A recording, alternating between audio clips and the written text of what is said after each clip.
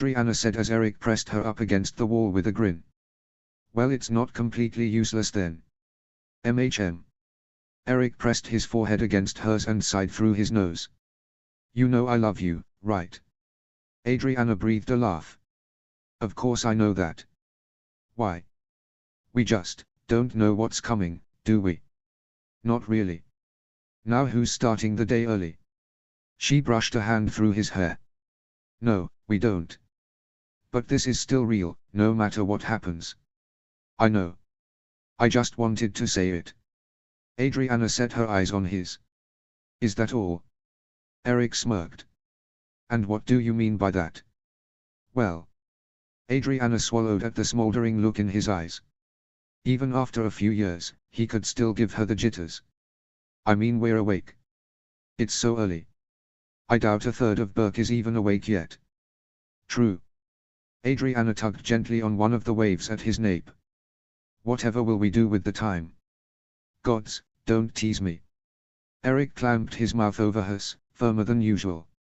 Sighing against him, Adriana slid her arms around his neck. Bending slightly, Eric grabbed her legs in his hands and lifted her up, pinning her against the wall. Then his mouth was on her neck and every inch of his skin he could reach. Adriana moaned into his ear. Maybe we should. Aha. Eric said, his face flushed. He gathered her into his arms and carried her down the hall, hissing through his teeth as she dragged hers against his jaw. Gods, Annie. She giggled as he kicked their door closed and set her against it. Not yet. Eric said before kissing her again. They were no strangers to passion, but it was rare for them to get needy with one another. Though she enjoyed their quiet moments, Adriana had to admit that there was something else to losing herself completely in him and not caring if it was firmer and faster than usual. Adriana yanked at his shirt, wanting to feel his skin. He growled impatiently and then yelped as he nearly dropped her. Gods, woman, calm yourself. Not with this glorious expanse of flesh, I won't. Eric laughed. Oh, very endearing, Annie. Honestly. Well, it's true, look at you. Annie. What? Eric leaned in closer. Stop talking. Adriana tipped her head back against the wall, avoiding his lips. His teal eyes flared in indignation. What, you're not turned on by the things I have to say? You don't want me to talk about you? Not the way your mouth feels like fire on my skin and nothing to say of the things your clever hands can do. The only clever thing in this room right now, Eric said, positively quivering against her as he pressed her harder into the door. Is you little minx. Adriana laughed, but it was quickly cut off by his mouth. She pulled him closer, moaning as his fingers slid up her spine and then dragged down again, his nails digging into her skin. Tingles shot across her skin and she arched into him, gasping. You think I'm clever? Eric whispered into her ear. I'm not clever. I just know exactly where and how to touch you to make you sing. Her heartbeat was a drum in her ears. Eric. Now whose words are a turn on, huh? Eric said. Two can play at that game. I can whisper sweet nothings or very intentional somethings. Whatever you want me to say, I'll say it. Oh gods, please. Eric grinned in victory and kissed her, chastely this time. Don't go falling to pieces on me. Shut up already, please. Okay, okay. Eric said, fighting a laugh as he pulled her away from the door. Turning, he set her down gently, but she yanked him down on top of her. Are you sure, Annie? I don't want to work you up. Don't you dare back away from me now, Eric Noah Larson. Adriana said in a low hiss. You started all this, now we're going to finish it. Eric grinned. Yes'm. The periwinkle blue of dawn gradually shifted to a dull muted grey. The skies were full of billowing clouds, blocking any sunlight from filtering through. Even though it was an icky, drab sort of color to the morning atmosphere, it was the perfect sort of atmosphere for snuggling under a heap of blankets. Eric's fingers slid across her back in slow, sweeping lines. Adriana similarly was moving her thumb across the tattoo on his wrist, her face pressed to his chest. She could both hear and feel his heartbeat, a steady, even thrum. As she listened to its regular, beautiful beat, her eyes took a turn around the room. Various items from their daily life were scattered across the bedside table and dresser, from books and leather bookmarks, toys and hairpins and ties, a jar of oil and a sprig of lavender. Her eyes strayed to the mirror propped up against the dresser. There she caught sight of them. His wavy hair was mussed against the headboard as he stared up at the ceiling, his teal eyes relaxed and unworried. In here, the mask was off. His eyes were open and honest. Here was one of the few times during the day in which she could see him at his most relaxed, and she took great care and pride that she was the only one who got to see it. She thought she could stare at him all day, but she forced herself to look at her own reflection for a moment. A few short years ago she'd looked at her own reflection and wondered where she'd be someday. She'd never been quite sure about who she was or where she was going. She should have known it would be here. With Eric. At the thought, her heart felt it might burst. She smiled, which unfortunately drew his attention almost instantly. In the mirror, his brows went down and he looked at her with suspicion. What? Nothing. He jabbed her ribs and she flinched, suppressing a giggle. What? Nothing, I just think we look mighty cute in that mirror.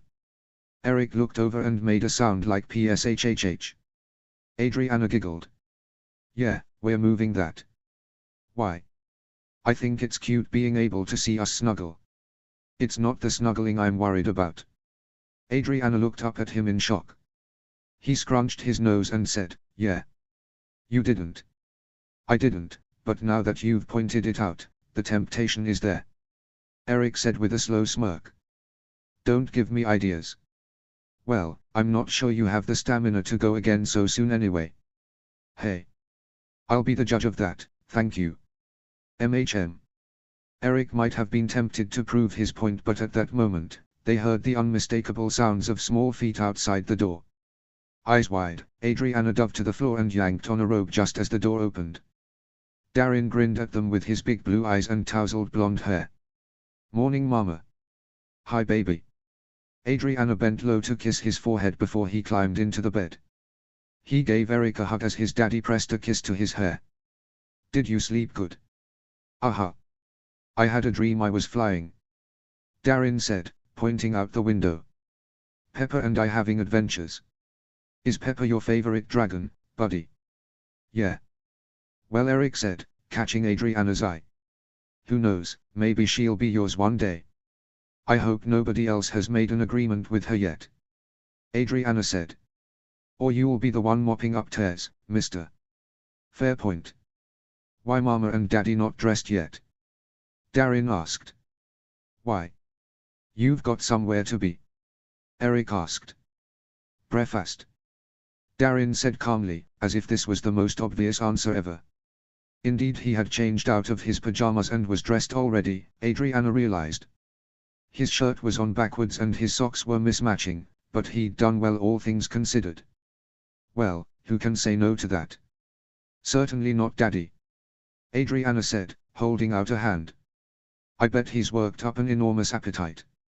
Eric eyed her as Darin took her hand and slid off the bed. Daddy coming? Yup, I'm coming, buddy. But I've got to get dressed first. Eric glanced down none too obviously at his bare chest and the blankets covering his lower half. Why don't you go down with Mommy and I'll be there in a minute? Darin stared up at him for a solid 10 seconds and then up at her. Is Daddy necked? Adriana's eyes widened.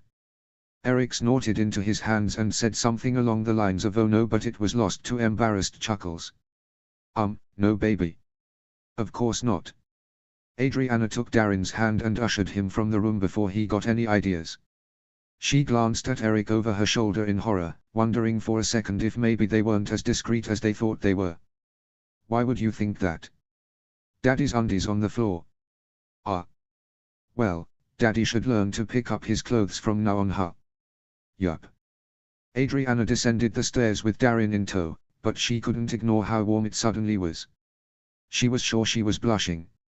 Even as she reached the bottom of the stairs, she could still hear Eric laughing upstairs as he shut the bedroom door.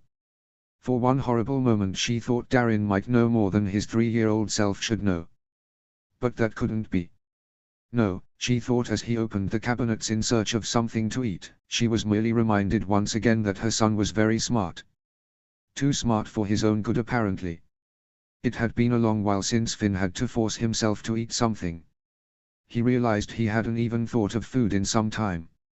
Yet about an hour after his father left the great hall, Cook marched up to the head table, plopped a plate full of eggs and bacon in front of him, and rather sternly said, "Eat." He'd obeyed, though he couldn't help but think that the last time food tasted like ash in his mouth was after Benin died. Shoving that particular thought aside, he shoveled down as much as he could muster and refocused on the charts fish legs had delivered. At his bleary-eyed expression upon delivery, Finn had swiftly sent him home. He'd argued for only a moment until Finn turned a dark glare on him. Strangely, fish legs had flushed and bustled to the doors, muttering something along the lines of stoic and death glare. Finn bit back a smirk, despite everything. Apparently he could put the fear of the gods into his father's friends if he wanted. Interesting. A peal of laughter echoed from the bar. He glanced over to see Genevieve in animated conversation with a few of the barmaids and waitresses. Their giggles and smiles were a balm after so much confusion and exhaustion. He smiled, loving her more for raising everyone's spirits even if she wasn't trying to. She'd run into his father at the house apparently, and nearly taken his head off in the process. He was glad his dad had gone home after all. He'd wondered if he might get distracted along the way or force himself not to waste time. But Genevieve's quiet words upon her arrival only proved his point. "He looks like a ghost." He'd merely nodded. If his mom never came home, if they never saw her again, he and Adriana would be the ones picking up the pieces this time. Finn shook his head and refocused on the paperwork before him. He was no use to anyone worrying. The numbers and calculations spread before him were a good distraction. He lost himself in the minutes that followed, thinking hard about the various options and ways they could save time in preparations by adjusting things here and there. He was so engrossed that he didn't notice the heavy footfalls until they stopped short of his chair and a heavy hand slammed down another stack of papers.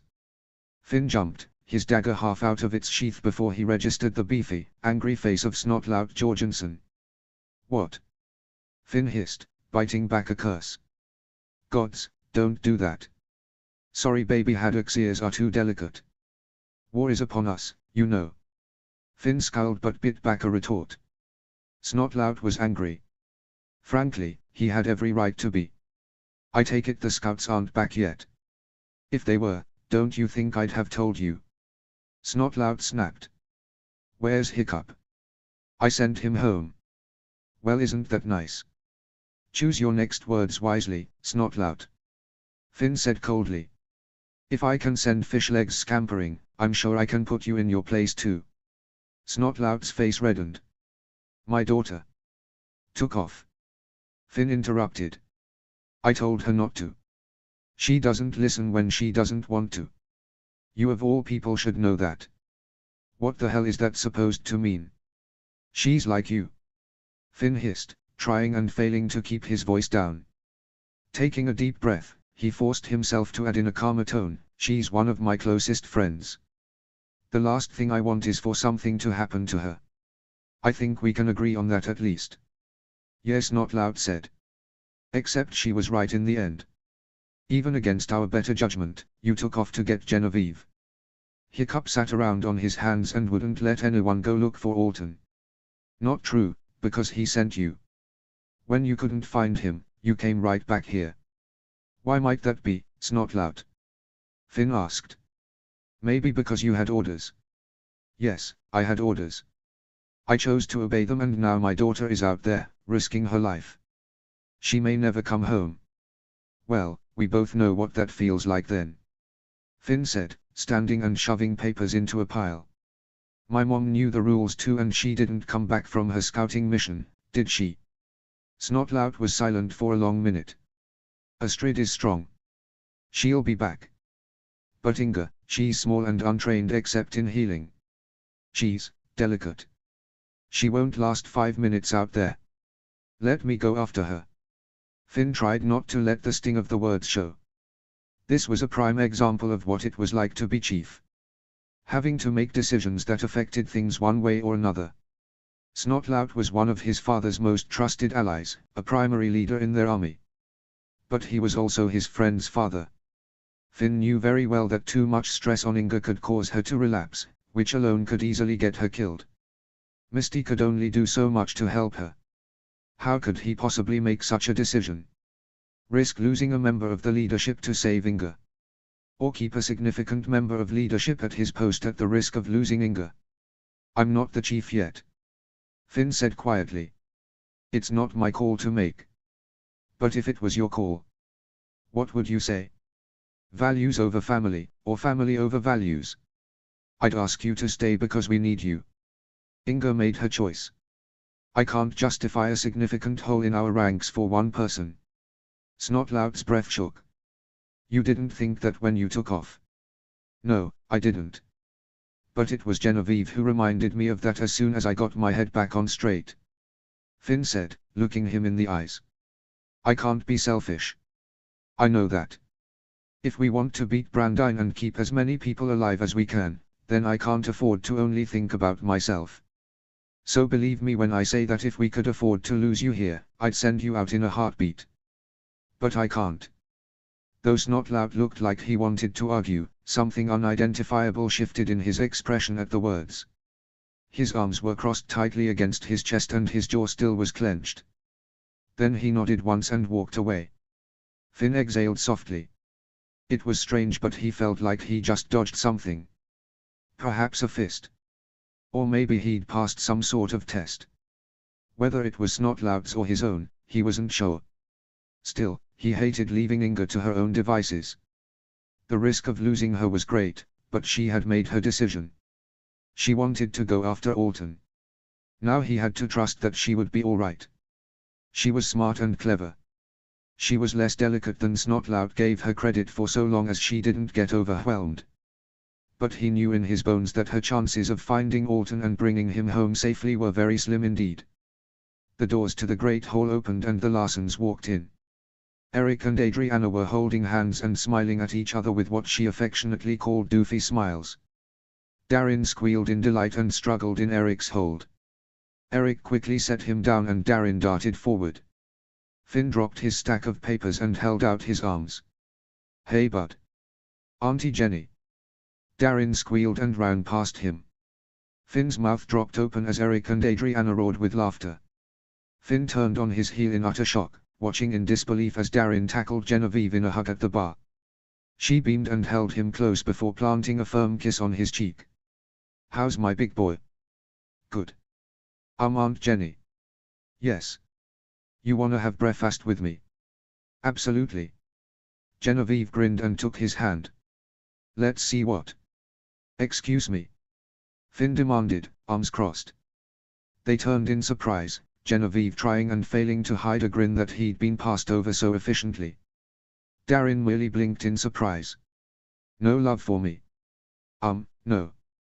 Darin said matter-of-factly. I give Uncle Win love after I have bacon. What the hell? Eric demanded nearby. Did you feed him last night? Nothing. Adriana whispered back. I don't know where gets this stuff.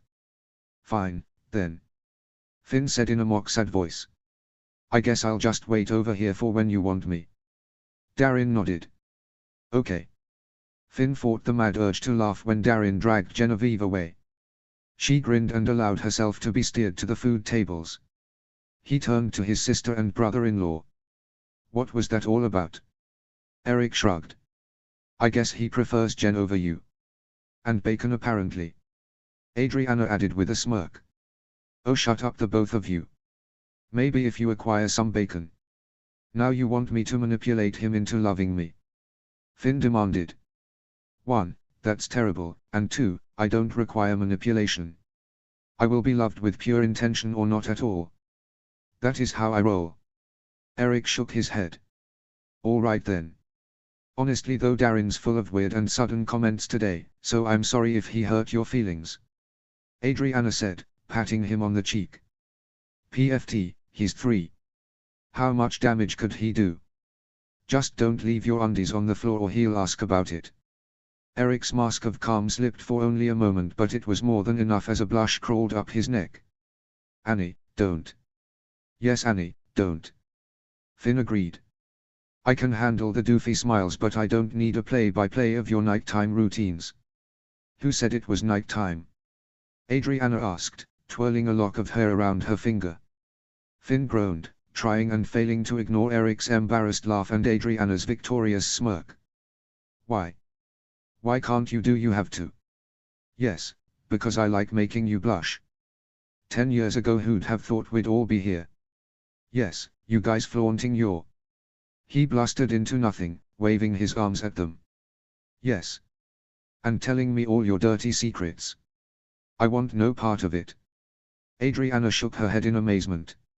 Finn, you surprise me. Even Darren didn't blush as much as you. Finn felt an acute sense of horror. He's 3. How much could he possibly know? Only enough to ask about Eric's. Finn clapped his hands over his ears and stalked away. He didn't want to know. He truly didn't want to know what she was going to say next. He still heard her cackles as he walked away though. Gods, they solely existed to torture him. His abject horror and disgust was quickly dismantled as the great hall doors opened once more. A large group of men and women entered, looking harried and ruffled. The Changeling Scouts. Finn altered course, all awkwardness and frustration dissipating. Snotlout was already winding his way through the tables to the group. He quickened his pace to head him off. Unsurprisingly, Eric and Adriana were on his heels, eager to hear the news as well. Harold, the leader of the group, held out a hand and Finn shook it. Sir. Well. It's bad. Worse than we thought. Eric, send a terror to my parents' house. Tell my dad to get up here. Eric nodded and walked away, his prosthetic echoing in the silence. Do you think we should let him rest more? Adriana asked. How long has he been there? Not long, but he needs to hear this as much as we do. Indeed. Harold said, holding out a letter from his breast pocket. We intercepted this letter on the way back, about an hour ago. A terror heading in from the northeast. It's from Bog. Finn tore open the letter without preamble. Adriana peered over his arm to read it as well. The letter was short and the familiar handwriting was written in quick, heavy movements as if she had no time to waste. Attack from Rune and Outcast Islands. Send aid ASAP. C. Kamikaze. Adriana said, looking up at him. Rune and Outcast are attacking Bog Burglar. Finn said nothing. Bog Burglar Island's warrior women were a mighty force to be reckoned with. Brandine would know this. Naturally he would send 2 of his allies' armies to be sure of her destruction. And now they had confirmation that Outcast Island and Rune had joined the fight. It didn't come as a shock given the last few years of animosity, but it did increase Brandine's numbers significantly. First Jut, now Bog Burglar. Sharpshot is on his way. Eric said, reappearing and taking the letter from Finn. His expression tightened. So now what? Now we wait for my dad. Finn looked back at Harold. Anything else? How big is his army? It's big. Harold and many of the others, including Nicholas Larson, relayed the numbers of ships surrounding Berserker. Adriana sighed and rubbed her face. If that's the case, he must have sent Outcast and Rune to Bog Burglar before you arrived. Eric said.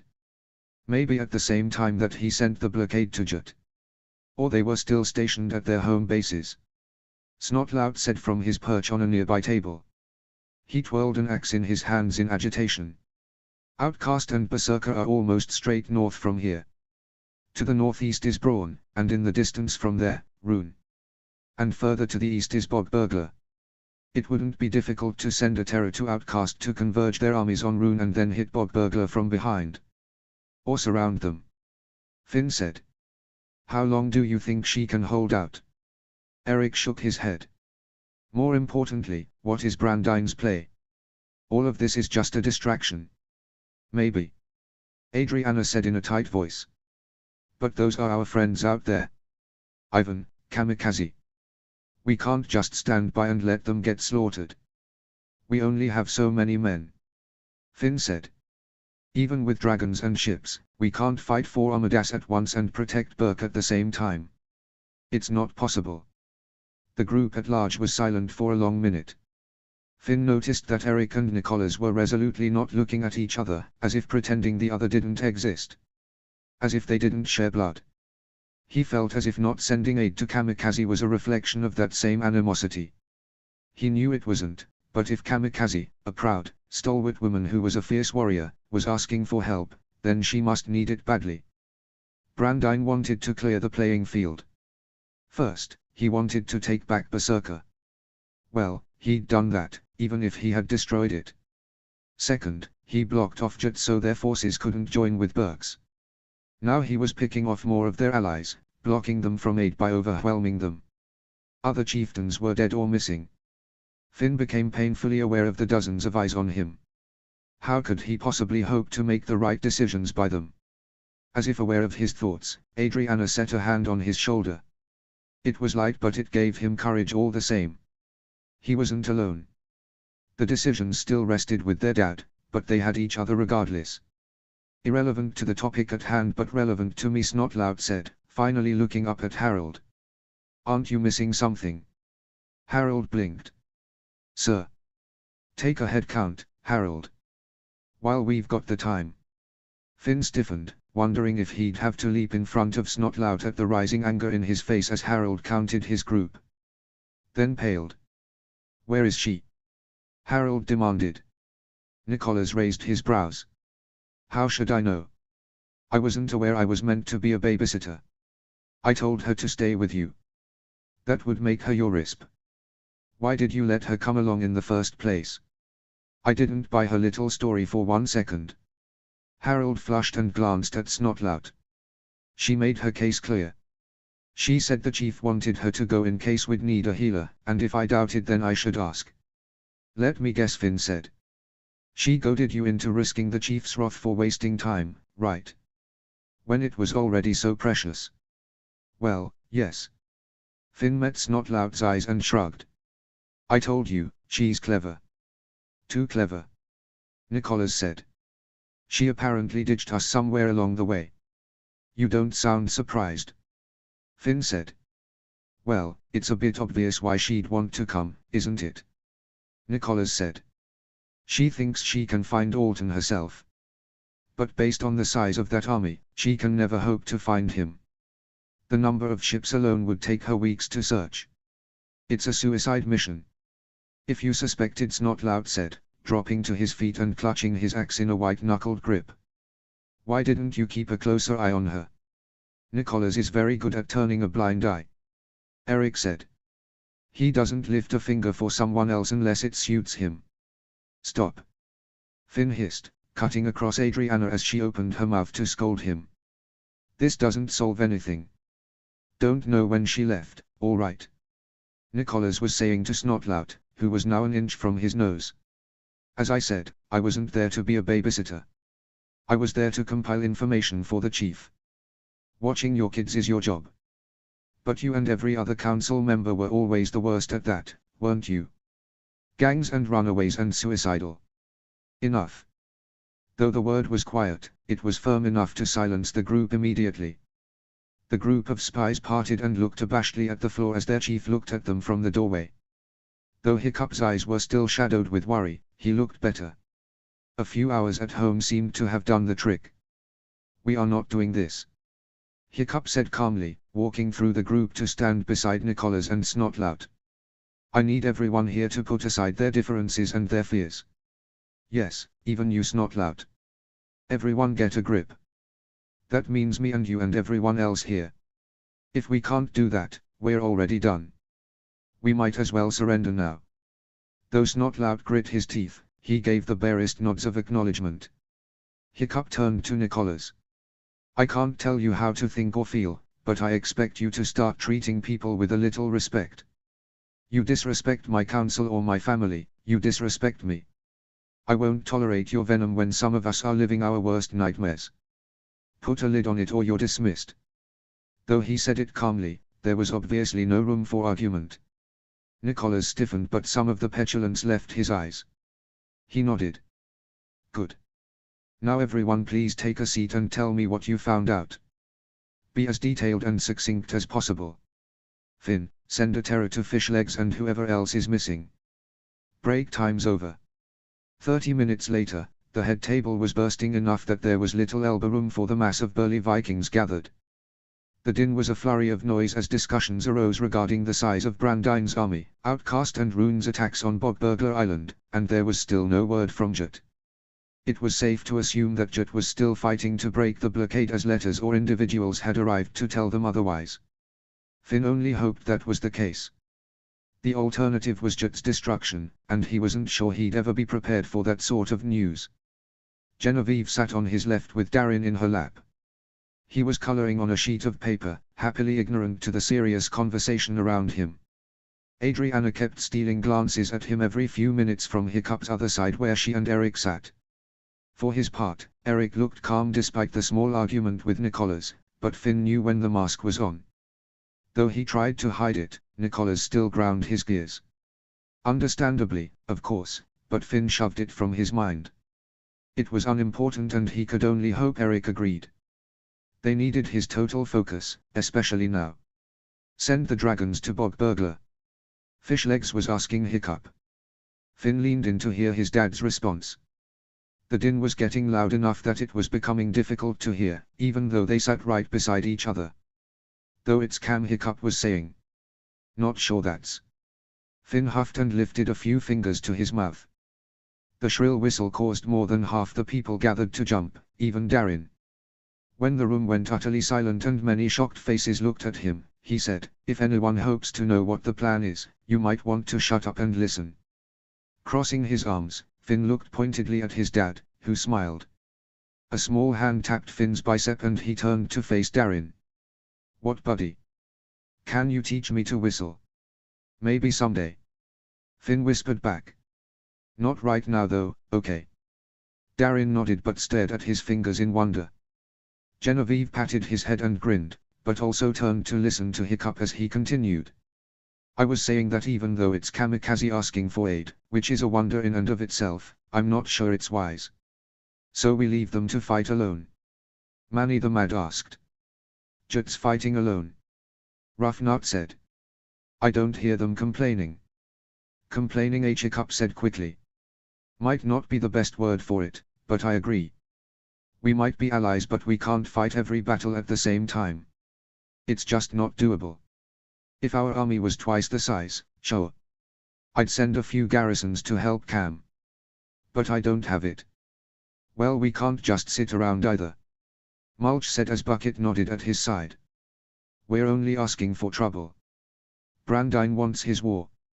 He'll do whatever it takes to drag us in." "What are you suggesting?" Hiccup asked.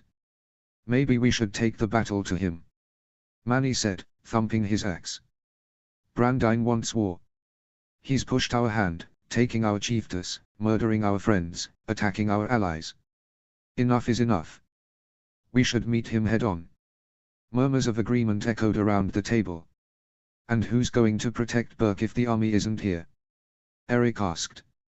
"The elderly. The women who can't fight, and the children." "Oh!" Fishlegs exclaimed, perking up in his seat. "Send them to the edge. We should have plenty of time to put them on ships and send them away before Brandine." "No," Finn said quickly, drawing many surprised eyes, even his father's. His heart was in his throat and he thought wildly. "We don't know what Brandine's planning. What if we send them out there, my nephew included, and Brandine's already there waiting for them? Or they get caught on the way? The most vulnerable people shouldn't be sent out into unknown territory, much less with no protection. Send out a few scouts to make sure the coast is clear then." Fishlegs argued. "With what time?" Finn said. "Bog is under attack as we speak, and they have been for hours. If we're going to help them, we don't have time to screw around with more scouting missions. Well, as Eric said, we can't very well leave the vulnerable here unguarded." "No, but I also think sending our forces away from Burke isn't the smartest idea either," Eric said quickly. "What if we got there and Brandine's army wasn't even on Berserker? What if they are based in Rune or elsewhere?" "They were at Berserker when we left," Harold piped up. "Yeah, 4 hours ago. I'm not doubting your information, Harold, but things change quickly," Eric said. What if someone was seen or, sorry to the Jorgensens, I hope this isn't the case, but what if Inga gets caught? Brandine could move his army at the drop of a hat, and because we don't have instant information, we don't know what's going on. So you want us to fold our hands and wait for Brandine to come to us?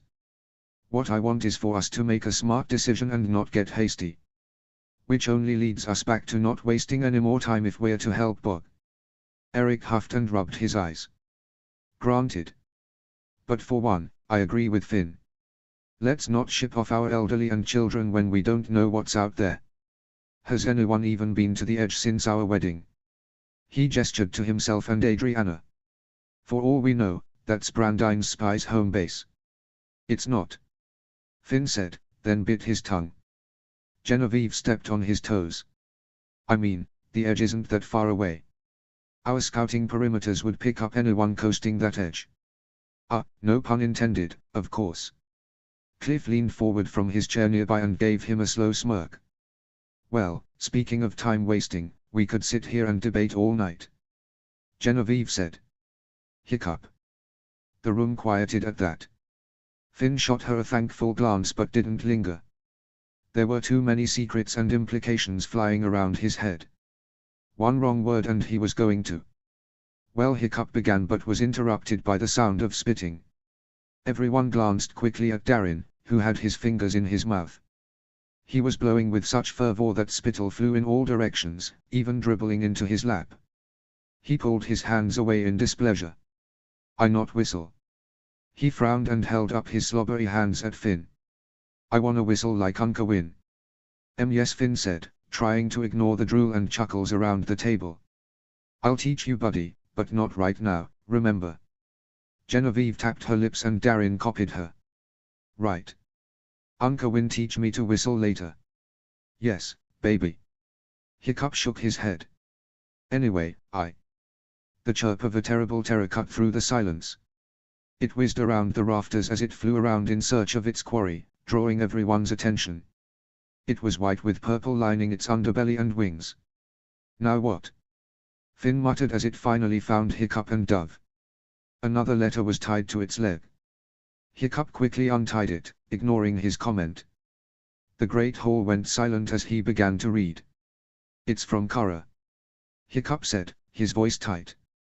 They are also under attack from Brandine's army. The flag is berserk. He cut off in a choked breath, and jumped to his feet. His face went pale. Daddy. Adriana jumped up, grabbing his armor. Finn also reached out a steadying hand. What? She has your mom. Hiccup whispered, still staring at the paper. Astrid's on Braun. The whirlwind of activity that took over the village after this pronouncement was legendary. Burke was going to war. Adriana had never seen anything quite like it. After her father opened Kara's letter and announced that Astrid was on Braun, whether rescued or still being held captive, seemed to make Hiccup's decision for him. Braun was closest to Burke and his missing wife was there. For now, mercifully alive, hopefully unharmed. Adriana's hands shook as she tied her hair back in a braid, feeling as if she stood on the edge of a cliff. Burke was teeming with activity, but now instead of gathering materials and weapons, the people were readying their weapons. Almost everyone she saw wore their protective flight suits and armor, weapons strapped to belts and shields slung across their backs. A look of fervor had entered the eyes of the men and women who made up Burke's army. Their dragons kept close to their sides just as Toothless hadn't left Hiccup's side. Charger had taken to following Eric around at every turn, as if he could sense his rider's rising anxiety.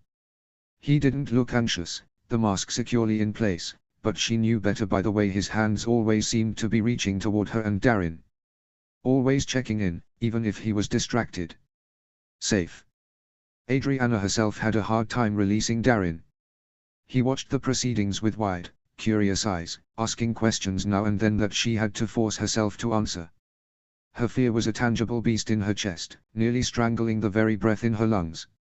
Many of her friends were going to war. Her father and brother most of all. They were going to save her and their friends. Her mom. The archipelago. Who would return? Mama, you pinching me. Darin whined. Oh, I'm sorry, baby. Adriana said, relaxing her hold on his legs. Is that better? Aha! Darin said. His blue eyes scanned the crowds gathered at the fence line once again, watching villagers having last words with their loved ones. Where they going? Well, Adriana said, thinking. They are going to save Nonna. We haven't seen her in a few days, remember? Well, some bad men took Nonna. Poppy's going to bring her home. Darin blinked and said nothing for a long moment. Daddy going too? Adriana swallowed her fear. I think so, baby. As if hearing his name, Eric pushed through the crowd and waved her forward. His expression was grim. Sighing, Adriana pushed through the crowd to join him. He took her hand and pulled her along until they neared the forge where Finn, Genevieve and Hiccup were standing with their dragons. Toothless and Max were both grumbling at Zap, who had her teeth bared and was slapping her tail against the ground. That's when she realized her dad and brother were arguing. Talking about, stay here. Finn hissed. I'm not staying here. Hiccup opened his mouth to reply but then caught sight of them. He pulled them closer and said, it's already been decided. Well, I don't agree. Finn snapped. I want to get Mom back just as much as you do. Listen to me. Hiccup said firmly. This isn't about saving your mom. Eric and Fishlegs raised a valid point back there. Who is going to protect the rest of the village when we leave? The answer is obvious. You and your guard will. Finn looked mutinous. So we have to stay here and do nothing while you go to war, Finn. Hiccup said, a hard edge entering his voice. I'm not trying to be an overbearing father, I'm trying to protect the vulnerable people who are being left behind, which includes your nephew. Finn planted his hands on his hips and huffed. I know that. Then. Wait, Adriana interrupted, drawing their attention. What about Eric? He's staying too. Adriana felt a strong sense of relief. Well, that's something then. Eric's a good shot. You could use him out there. Finn said. I'll have dozens of archers with me. Hiccup said. No, listen to me. We cannot leave Berk unguarded. The best decision left is to leave the youngest fighters here. Brandine is attacking Braun right now. I can take the majority of our forces, save your mother, and if we're lucky, we can end this war today. But we can't do that if I'm looking over my shoulder wondering what's going on here. If I leave you in charge with men you trust, that you trained, I'm satisfied that you can do what needs to be done. You will keep them safe here. As he spoke, Adriana didn't fail to notice the look of panic on her brother's face. There was always a motivation for people's anger. Finn's, she realized, was fear. You're not alone. Eric said, realizing it at the same moment she did. I'll be here to help you. We'll have Helga, Thuggery, Thorin and Evan. Gobber. Hiccup added. It's no different than your usual routine. Eric said. The only difference is there will be less people here to protect. That's not it. Finn said. They waited. I'm not ready. Finn whispered, avoiding their eyes. Genevieve, who'd stood by his side listening, frowned and took his hand. That's not true. No, I mean it. Finn said, looking his dad in the eye. When you were home, Snotlout asked me if I'd let him go find Inga, and that's when I realized. I don't know if I can make the right call. I told him he had to stay, but what if we never see her again? What if he could have saved her? Now I have to live with that. As do I. Hiccup said. They were quiet for a moment before he glanced at the others. Why don't you four take a walk? I need to talk to Finn alone for a minute. Genevieve's mouth tightened, but she gave Finn's hand a squeeze before releasing it. Don't go yet. Adriana blurted. Not before. Not before I can say goodbye. Hiccup met her eyes and nodded. I'd never. Eric took her hand and pulled her away, allowing Finn and Hiccup some space. With each step away, Adriana felt her eyes beginning to burn. Memories accosted her at every turn. She remembered the last time a large force had left Berk like this. It wasn't so large then, but the magnitude of it then felt like the magnitude of it now. She remembered the last time they'd stood outside and said goodbye to her parents. Last time, they'd left for a duel that would have taken her daddy away forever. She'd fought and wept and screamed as he'd left. Though she didn't intend to fall to pieces this time, the weeping was no less apparent. The necessity to say goodbye in case the worst should happen was unavoidable, and the fear and memory of it rose upward. Before she could help it, tears splashed down her face. Annie. Eric halted, distractions and inner musings forgotten. "Oh, Anna," Genevieve said, then took Darin. "Here, let me." "Sorry," Adriana said, trying and failing to stop the tears as Eric pulled her to his chest. "It's just like last time." "I know." Eric held her tightly against his chest. "But it's not like the duel, is it? Now everyone is leaving." "Not me," Eric said firmly, rubbing her back. "I'm not going anywhere. And neither is Finn. He's going to need us to support him while they're gone. And hope isn't lost." Genevieve said gently.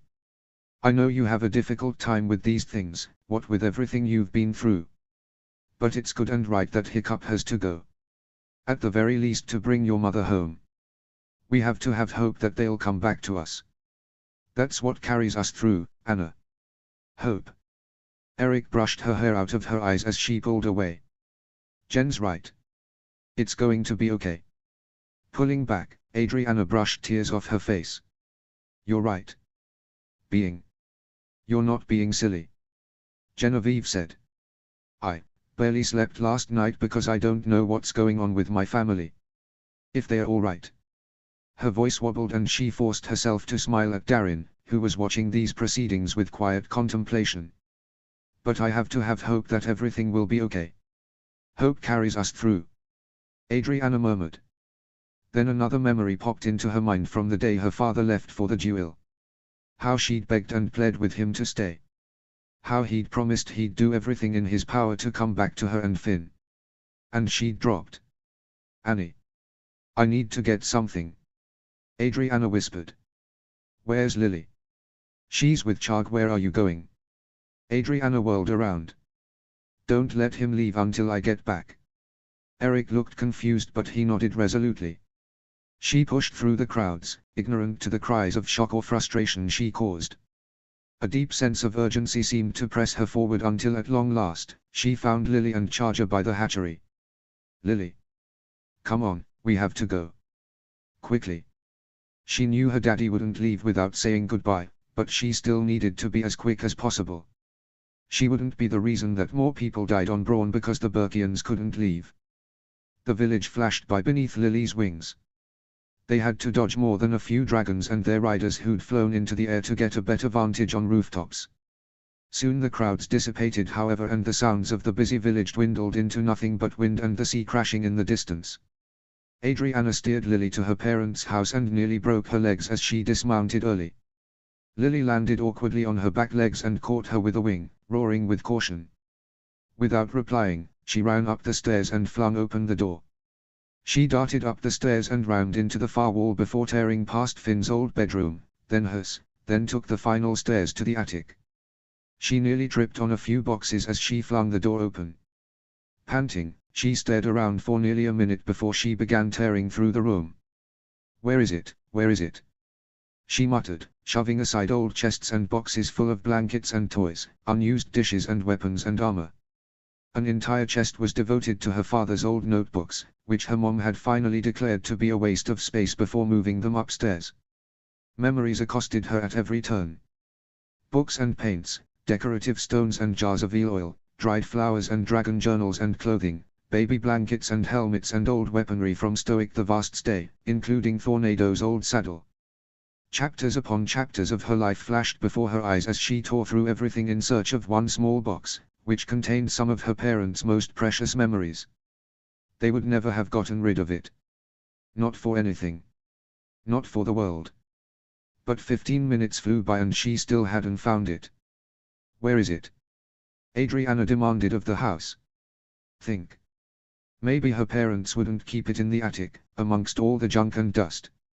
Maybe they'd keep it closer." She tore from the room and ran to her parents' bedroom. It was just as orderly as ever, save for her daddy's desk, which was always strewn with notebooks and papers and dragon scales. The bed was untouched from the morning Astrid had made it last, which only meant her daddy had probably not slept when he'd come home.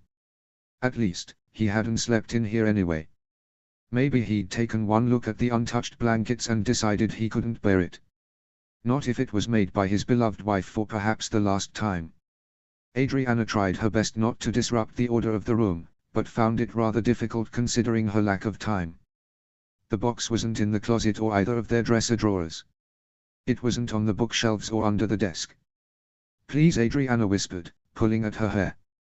"Please show me where it is." A stray sock lingered beside her daddy's bedside table, half hidden beneath the bed. Adriana pulled it out and then, on a whim, she ducked her head to the floor. A small box lay nestled in the corner beneath the bed, covered in a thick layer of dust. "Aha!"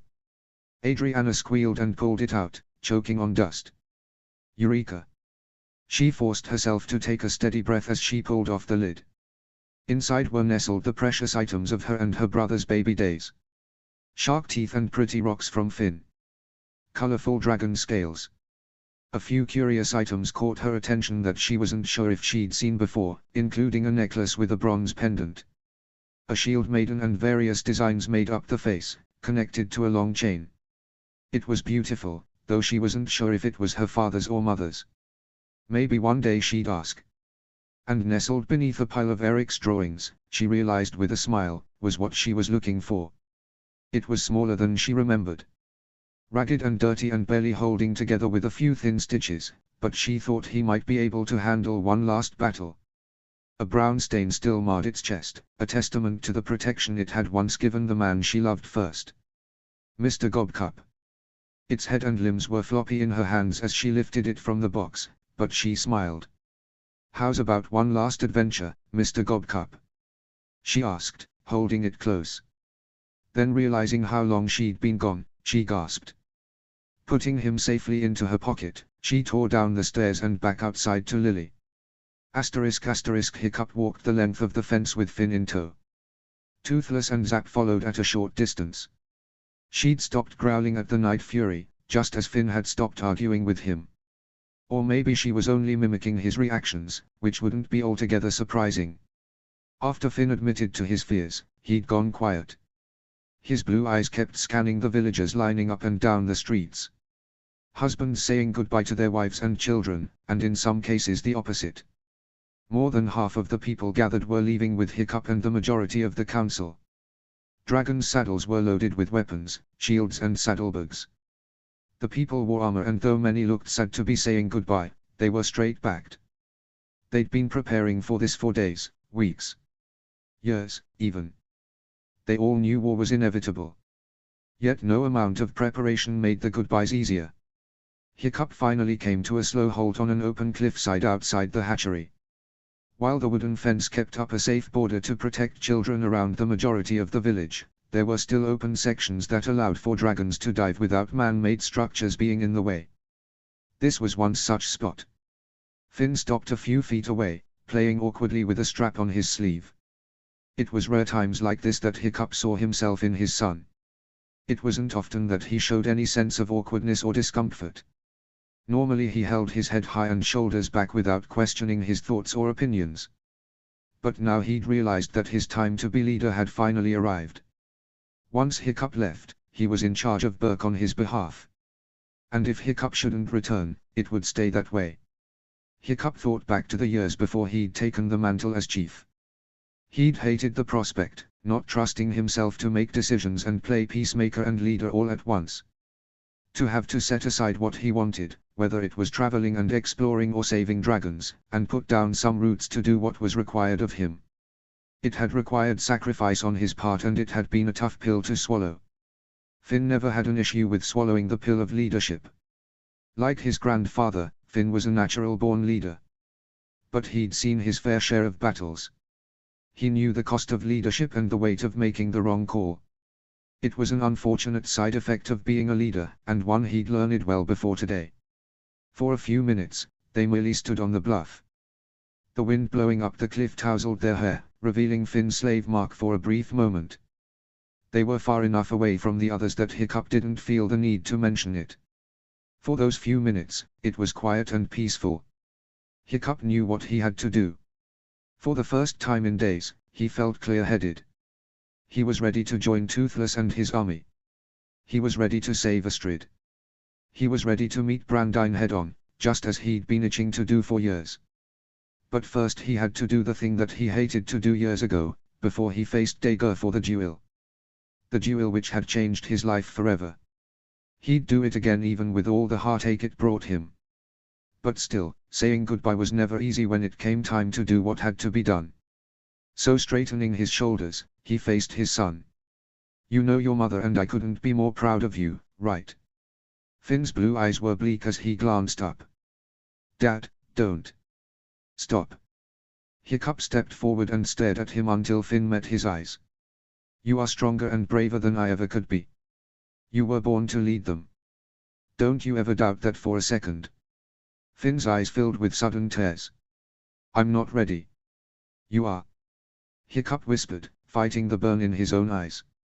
"I have taught you everything I know, just as your mother has. Not only that, you have learned from life.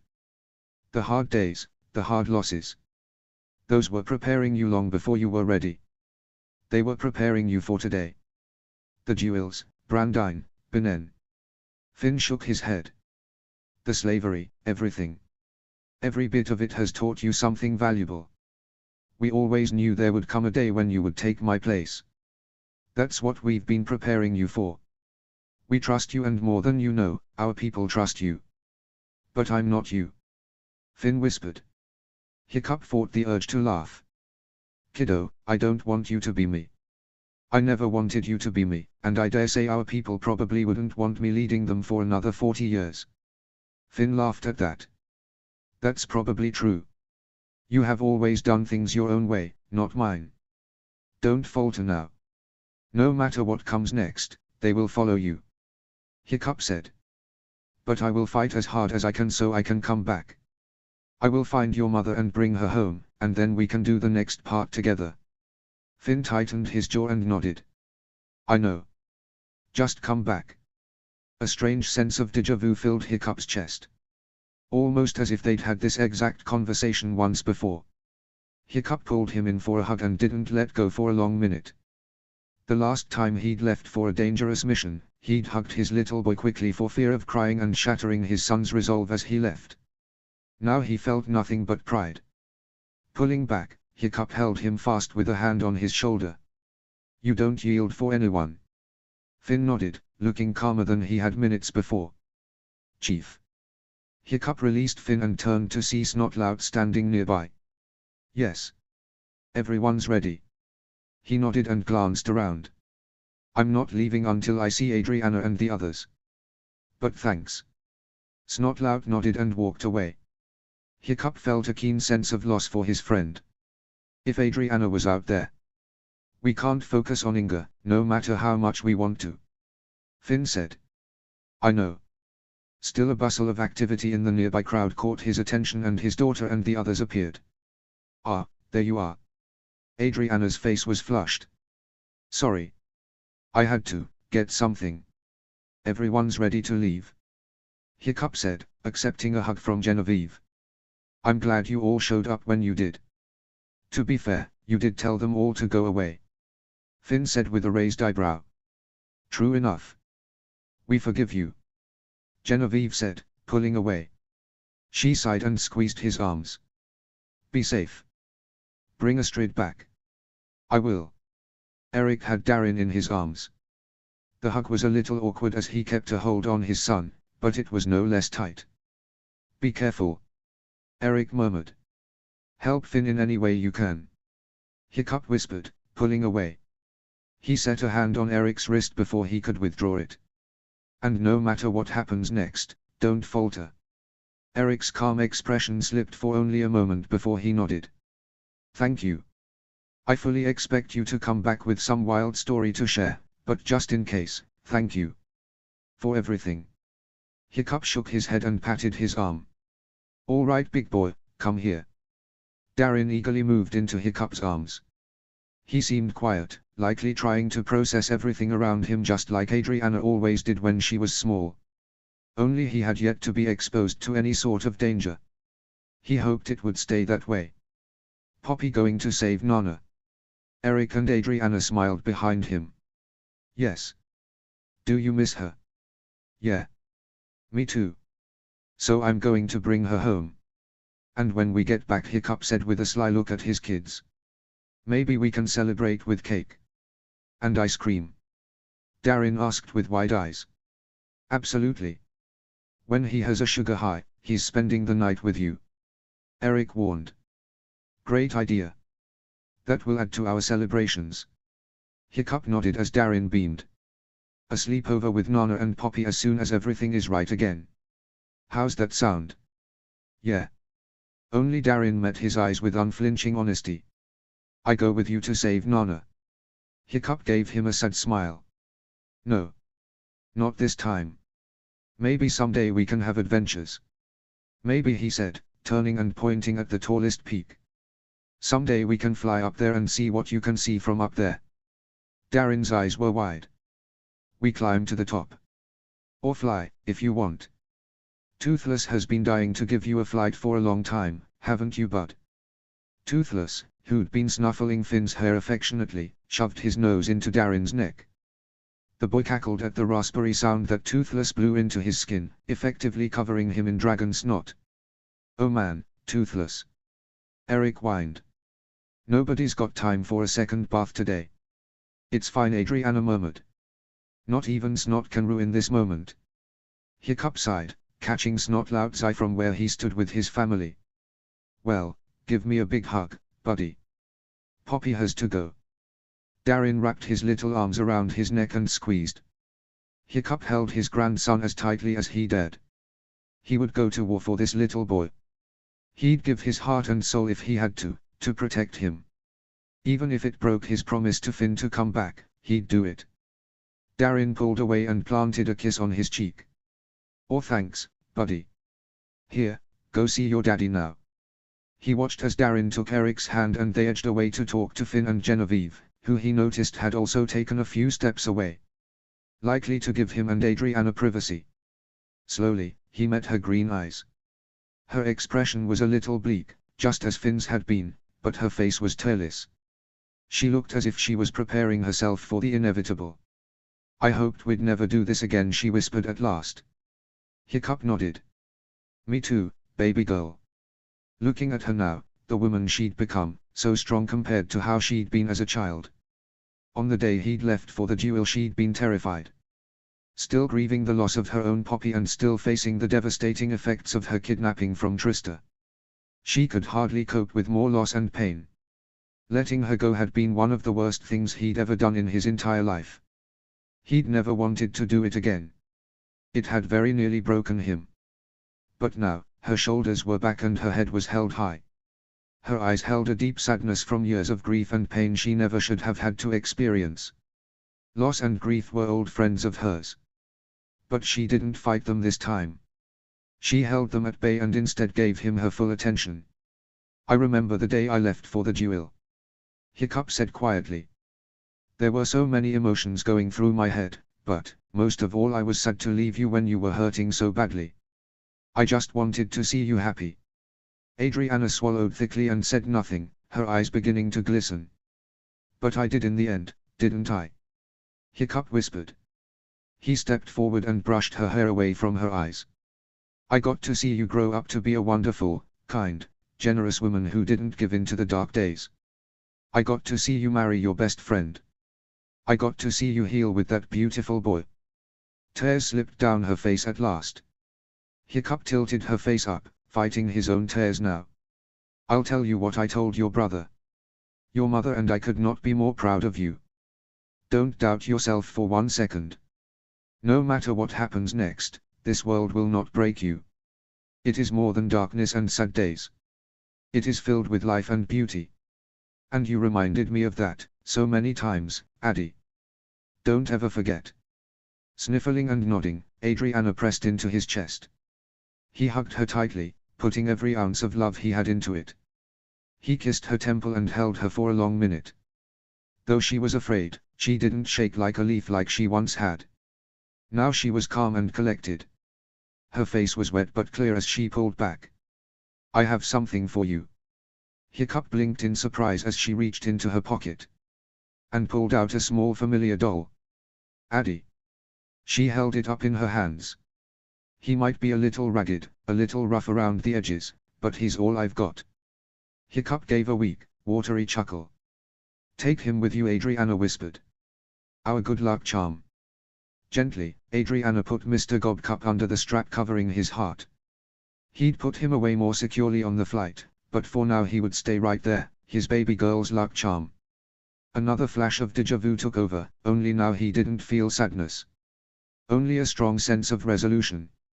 Finished, Adriana took a step back and met his eyes once more. I'll never take it off. Hiccup said with conviction. Adriana smiled slightly. Bring Mom home. Hiccup kissed her forehead firmly and then stepped back.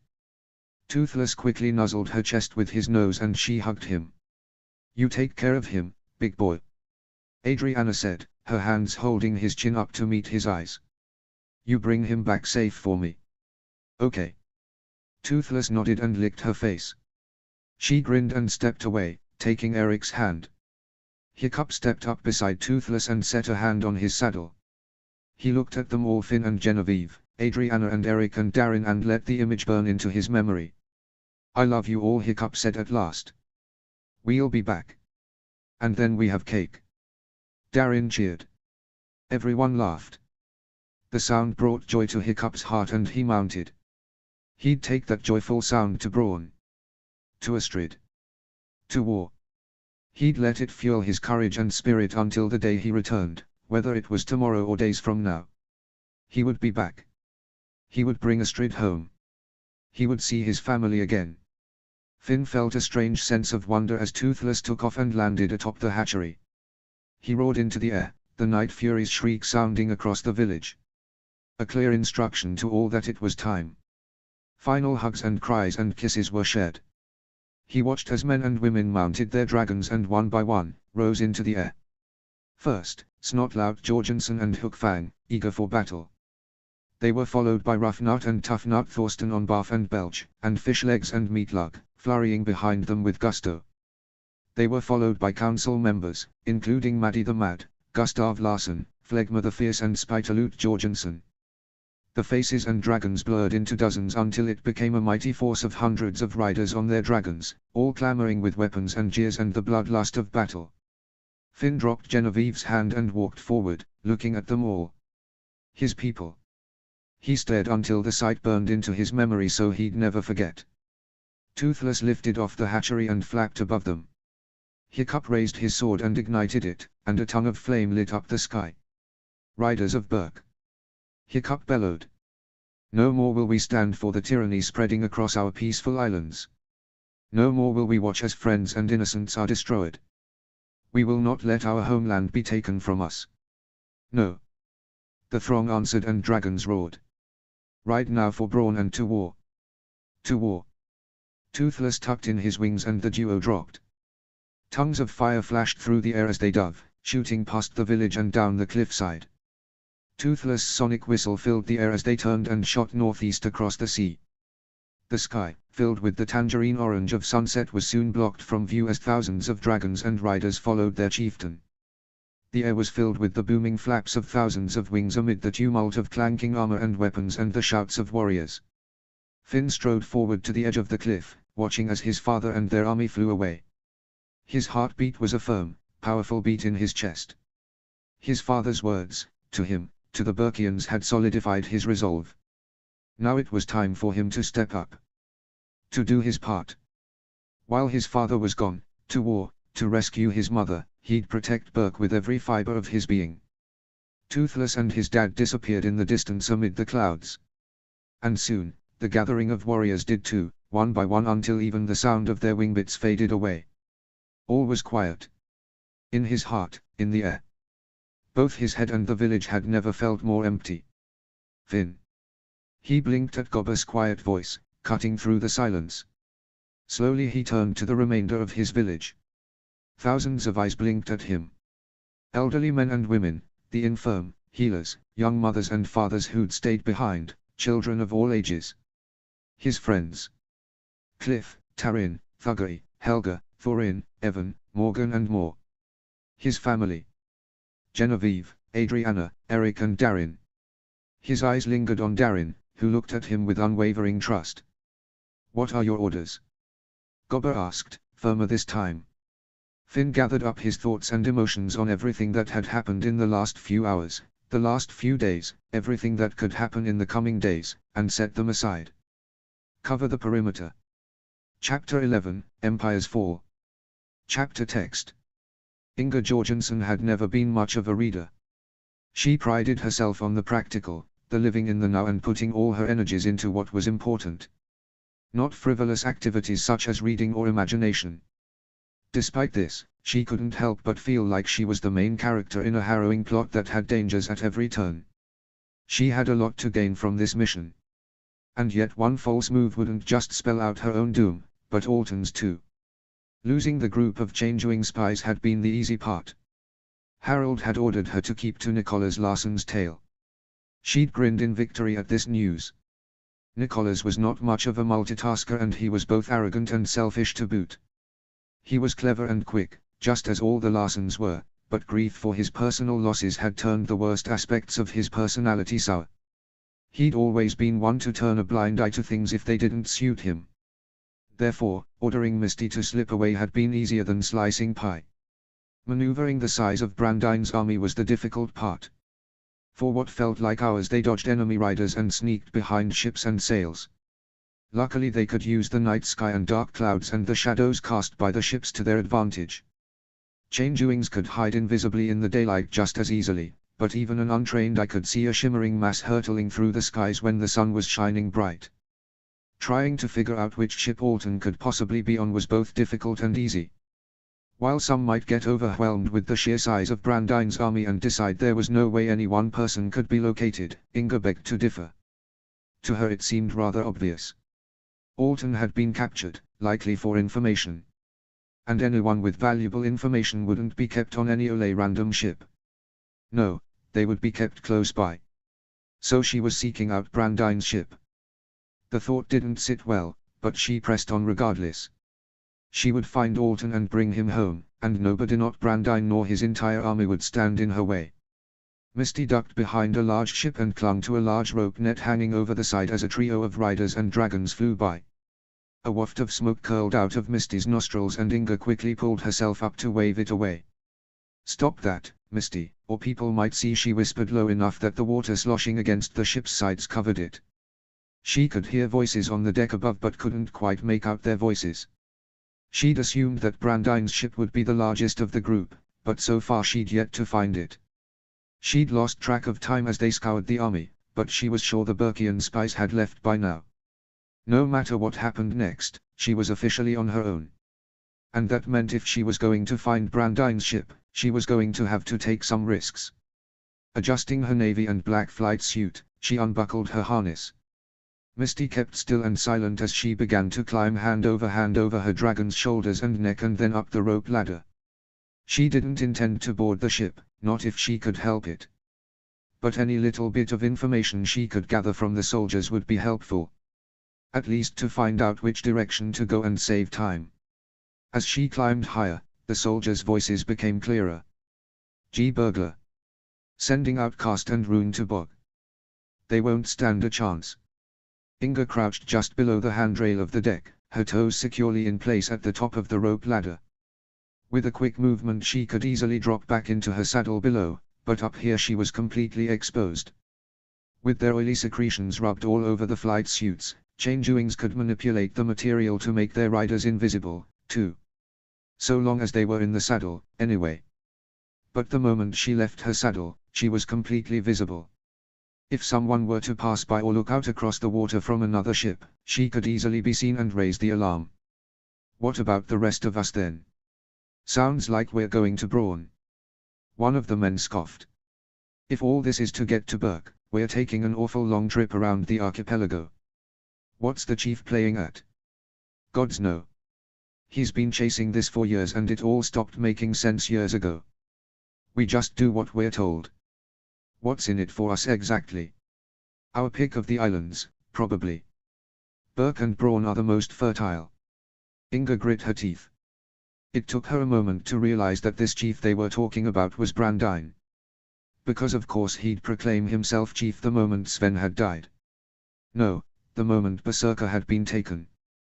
The thought that Brandine planned to rule the entire archipelago and split up the territories of his own free will, allow all his cronies to move into their homes made her stomach churn with anger. But with a slow exhale, she pushed that thought away. She was here for one reason, possibly two. If she could find Alton, maybe she could even find Astrid. But she'd gain them nothing if she lost her head. Blinking, she realized the men had continued their conversation and refocused her attention. To do with all the people we capture. I assumed kill them, but he apparently has plans for that too. Like what? Inga's eyes widened as the information was relayed. If what these soldiers were saying was true, then she had more information than the spies even had. She couldn't allow this to happen. Now she felt torn with indecision. She wanted to find Alton, more than anything. But Hiccup should have this information. At any rate, there's plenty of room on the ships. From what I hear we've only got a few prisoners. Indecision forgotten, Inga clenched her jaw to keep from gasping aloud. Haddock's wife is with the chief, naturally. He'd never let her out of his sight. What about the others though? Still with Grimborn, or so I was told. If they are even still alive. Who can tell anymore? The way Brandine talks, they're all dead anyway. Grimborn. Who was Grimborn? The name triggered something in her mind, but she couldn't put a finger on it. If there were prisoners being kept on his ship, then that was most likely where Alton was being kept. But which ship was his? Something yellow launched over her head and she ducked down, heart in her throat. A small splash sounded below and she glanced over her shoulder. A banana peel floated along the surface far below and she huffed a silent breath of relief. Moments later the scuffing footsteps of soldiers, along with their conversation, faded away. Break time was over apparently. Carefully, Inga climbed back down. It was trickier on the way down and she made sure to place her feet securely into the saddle before sitting. If she fell into the water with an almighty splash, they were sure to be discovered. The moment she was seated, Misty turned her invisible. She breathed a quick sigh of relief and then glanced around at all the ships lined up. There were dozens upon dozens of them. How had Brandine acquired such a large force? They all couldn't be from Berserker. In the distance, the night sky had turned a deep violet. Sunrise was approaching. She was running out of time. Huffing through her nose, Inga looked at the ships again. How was she to know which ship belonged to Grimborn? Was he from Berserker Island? Or was he some crony Brandine had picked up during the last few years of his exile? The name sounded vaguely familiar, but she couldn't remember. It was rather infuriating. Then she found her answer flying high above the nearest ships. Waving in the wind were black flags depicting a screeching white dragon. The Skrill. The Skrill flag was for Berserker Island, and now she realized as she twisted in her saddle that many of the ships flew it. There were others, too. One flag was white depicting a helmet with large protruding horns, painted in blood red. That was Outcast Island. And though she couldn't be sure if there were others besides these, there was one last flag above a few nearby ships. It was red and the image was difficult to make out as it flapped in the wind, but she soon realized what it was and grimaced. It was a white snake, coiled in an S shape, eating its own tail. The slave mark. Rune. Shaking off her disgust, Inga glanced around for more flags and came up empty. So at least of the ships surrounding them now, there was Berserker, Outcast and Rune. That explained the soldier's comment that Brandine was sending Outcast and Rune to Bob Burglar. Apparently they had joined forces and Brandine was now directing them all. Sighing through her nose and patting Misty's shoulder, she urged her to take off and fly low across the water. She hoped the Burkian spies had found out some of this information themselves and were now taking it back to Burke. She'd do it if she could, but if she left now, she might never see Alton again. Figures she had to do everything. Ignoring her stab of irritation, she quashed those thoughts and focused on their flight as they coasted the dark waters. They'd have to investigate further to find more flags. Maybe Brandine's ship would hold a clue to make it stand apart other than its size. They flew for another few minutes, dodging riders and ducking behind ships, all while Inga kept a close eye on the horizon. The further they went, however, the more she doubted that any of the other ships were from other islands. That is until they came across another group of ships that stood apart from the rest.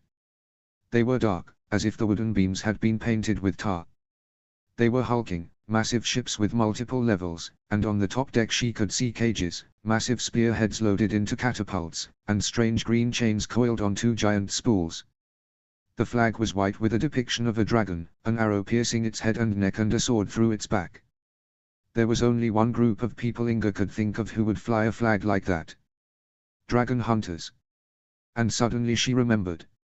After Eric and Adriana's wedding on the edge, she and her brothers had peppered their parents with questions about their adventures. Heather had given a long-suffering sigh as Snotlout launched into boastful tales about rescuing dragons and kicking more than a few butts, the majority of them dragon hunters. Vidar had asked which dragon hunter was the hardest to beat and both their parents had gone quiet. Viggo Grimborn, they'd said. He loved to play manipulative games and was incredibly smart. Maybe even smarter than Hiccup. Inga had found the idea so preposterous that she'd laughed. Nobody was smarter than the Chief of Berk. Now she was grateful she'd mocked the insufferable dragon hunter, otherwise she might have forgotten about him entirely. If Viggo Grimborn was back, and these ships belonged to dragon hunters, then she'd found it. The ship before them was the largest of the pack. If the soldiers' information that Viggo was keeping the prisoners was correct, then Alton was here somewhere. Muttering a curse that she couldn't whoop for joy, Inga urged Misty forward. Soon they landed on the deck behind a large assortment of wooden boxes, which she soon discovered were full of more spools of that strange green chain. The top of the deck was deserted as she poked her head around. She couldn't help but feel her first thrill of fear as she realized that she'd have to leave Misty behind. "Misty, you stay here. Stay hidden and invisible," Inga whispered and kissed her dragon on the nose. "I'll get Alton and come back for you, okay?" Misty grumbled but obeyed. Exhaling softly through her mouth, Inga ducked out around the boxes and darted to the stairs that led below decks. It was frustratingly slow work, pausing at each corner and poking her head around to see if anyone was patrolling the halls. Strangely, she didn't see anyone as she descended the first set of stairs and tiptoed down a long hallway. Dozens of doors were on either side and she quickened her pace. If someone should exit their room now. She made it to the next corner and almost forgot to peek both directions before taking a left. At the next set of stairs, a chorus of laughter made her jump. She ducked behind a shadowy corner and waited. The laughter continued as did the thump of cups on tables. Steadying herself, she tiptoed down the stairs and crouched in the darkness. It was the galley, where dozens and dozens of men were sitting for their early morning breakfasts. There were no other doors or stairs here to descend further. Darting back up the stairs on light feet, she quickly took the other hallway she'd ignored.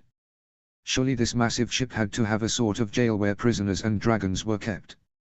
She descended the next set of steps with care, pausing every few steps to let her eyes adjust to the darkness. She frowned as she found herself in a long hallway lined with barred walls. Lamps hung on chains every dozen feet, sending shadows skittering through every dark corner. Her feet splashed in water pooled on the floor as she walked past dozens of empty cells. The iron was cold and dark, each hole barely large enough to fit a fist through. She grit her teeth and hurried her steps, feeling like she was making the loudest ruckus and that she'd be found out at any second. She reached the end of the long hall and paused. The sound of heavy breathing could be heard around the next corner. Bracing herself, she poked an eye around the corner and nearly gasped. The next hallway was full of cages. Each one was full of dragons. Gronkles and ziplybacks, monstrous nightmares and chain-chewings and deadly nadders. Small cages hung from the rafters, containing terrible terrors. All of them a variety of colors and sizes. All of them sleeping heavily, the occasional wing or eye twitching in sleep. It was rather odd that all of them should be sleeping at the exact same time. At least one of them should have noticed her arrival by now. Then she noticed a box of purple vials sitting beside a stinking barrel of fish. Crouching, she lifted one of them. She'd never seen anything like this in all her time as a healer or living on an island with dragons. Then again, she supposed there was a lot more out there that she'd never seen before. Syringes lay atop the box, too. She deduced then that the dragon's food must have been spiked, likely to keep them sedated. As much as she hated it, it made sense. What better way to control fire-breathing lizards than to keep them asleep? Setting the vial back down in its box, she stood and gazed down at the long row of cages. One cage was filled with a sleeping blue and yellow Nadder, and Inga's heart jolted. Stormfly. She rushed forward and crouched down. She reached through the bars and patted her horn, but Stormfly remained sound asleep. Gods, I wish you were awake. I could try to set you free.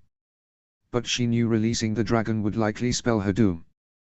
Besides, what were the odds that Stormfly would fly back to Berk and leave Astrid here? Unlikely. Still, it was good to know she was alive. Patting her nose again, Inga hurried down the rest of the long hallway.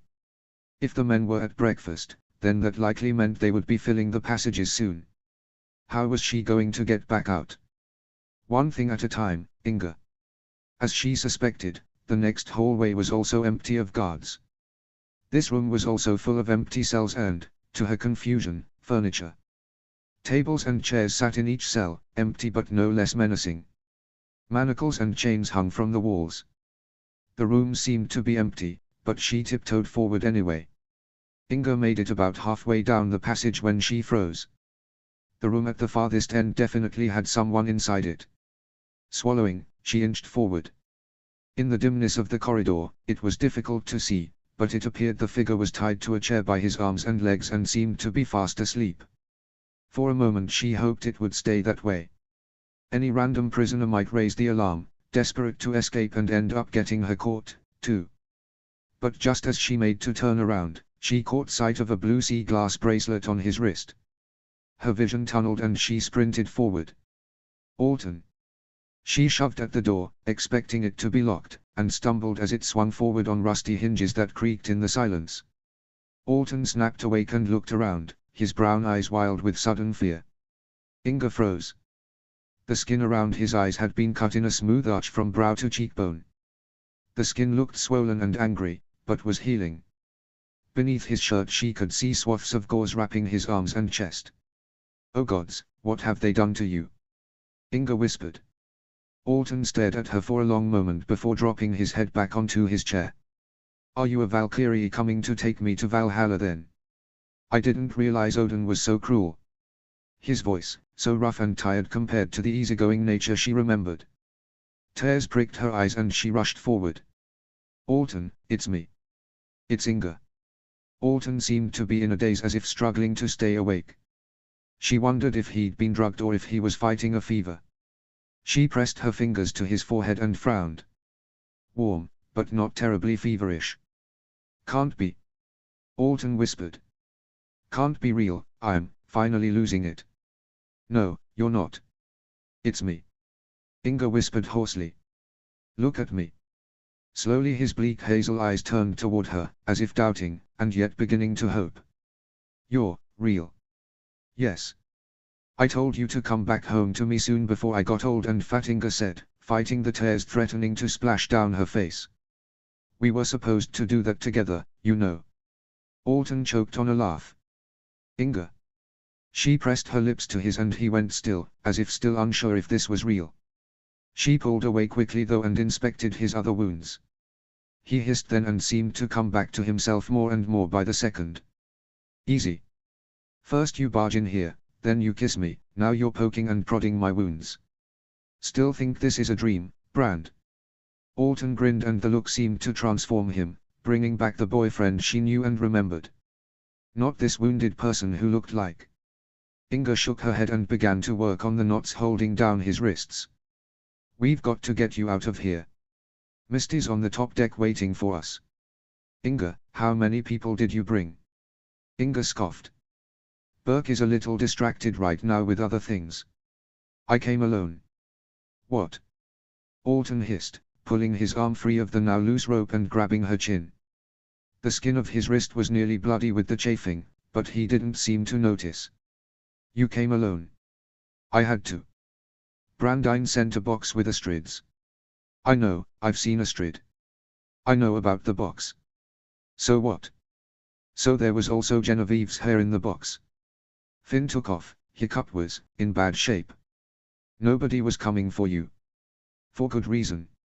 Alton hissed. Inga, you have to go. I'm not going anywhere without you. I did all this to get you back. Inga, look at me. She did. The cuts and burns and his exhaustion, all of it weighed him down, making him look far older than he was. If they get a hold of you, there's no telling what they'll do. Alton said, trembling slightly. I haven't. I've been locked up for weeks. I don't have a lot of energy. And too much stress isn't good for you anyway. There's no way we're going to get out of here without being seen. Not if we don't shut up and go before this place starts crawling with soldiers. Alton opened his mouth to reply and froze, his eyes fixed on a point above her shoulder. Inga whipped around and stood in front of Alton, shielding him from whoever had come. Her Uncle Cale lounged in the doorway. His dark hair was near black in the dim light and his blue eyes, twin to hers, were shadowed and dark. I wondered if anyone would make any stupid attempts to get Baby Brand out. After a few weeks, I began to wonder if nobody cared. Cale said in a low voice. And yet who do we have here except my tiny niece to save the day? Inga ripped a dagger out the sheath at her belt. Back off. Cale laughed, as if she were a toddler who'd done something incredibly cute. Put that thing away before you hurt yourself. You're a healer, not a fighter. Come closer and you'll see just what sort of fighter I can be. Cale rolled his eyes. Please. You wouldn't last 10 seconds fighting with a 10-year-old, let alone me. The stress would send you into a fit. And then who would save your precious boyfriend? He strolled into the room and Inga held her dagger out, turning with him as he moved to a slat in the wall. With a lazy flick, he lifted a hatch with a clang. Early morning light streamed in, momentarily blinding her. Alton hissed and squeezed his eyes shut. Inga grit her teeth. How did you know I was here? Cale leaned against the wall and crossed his arms.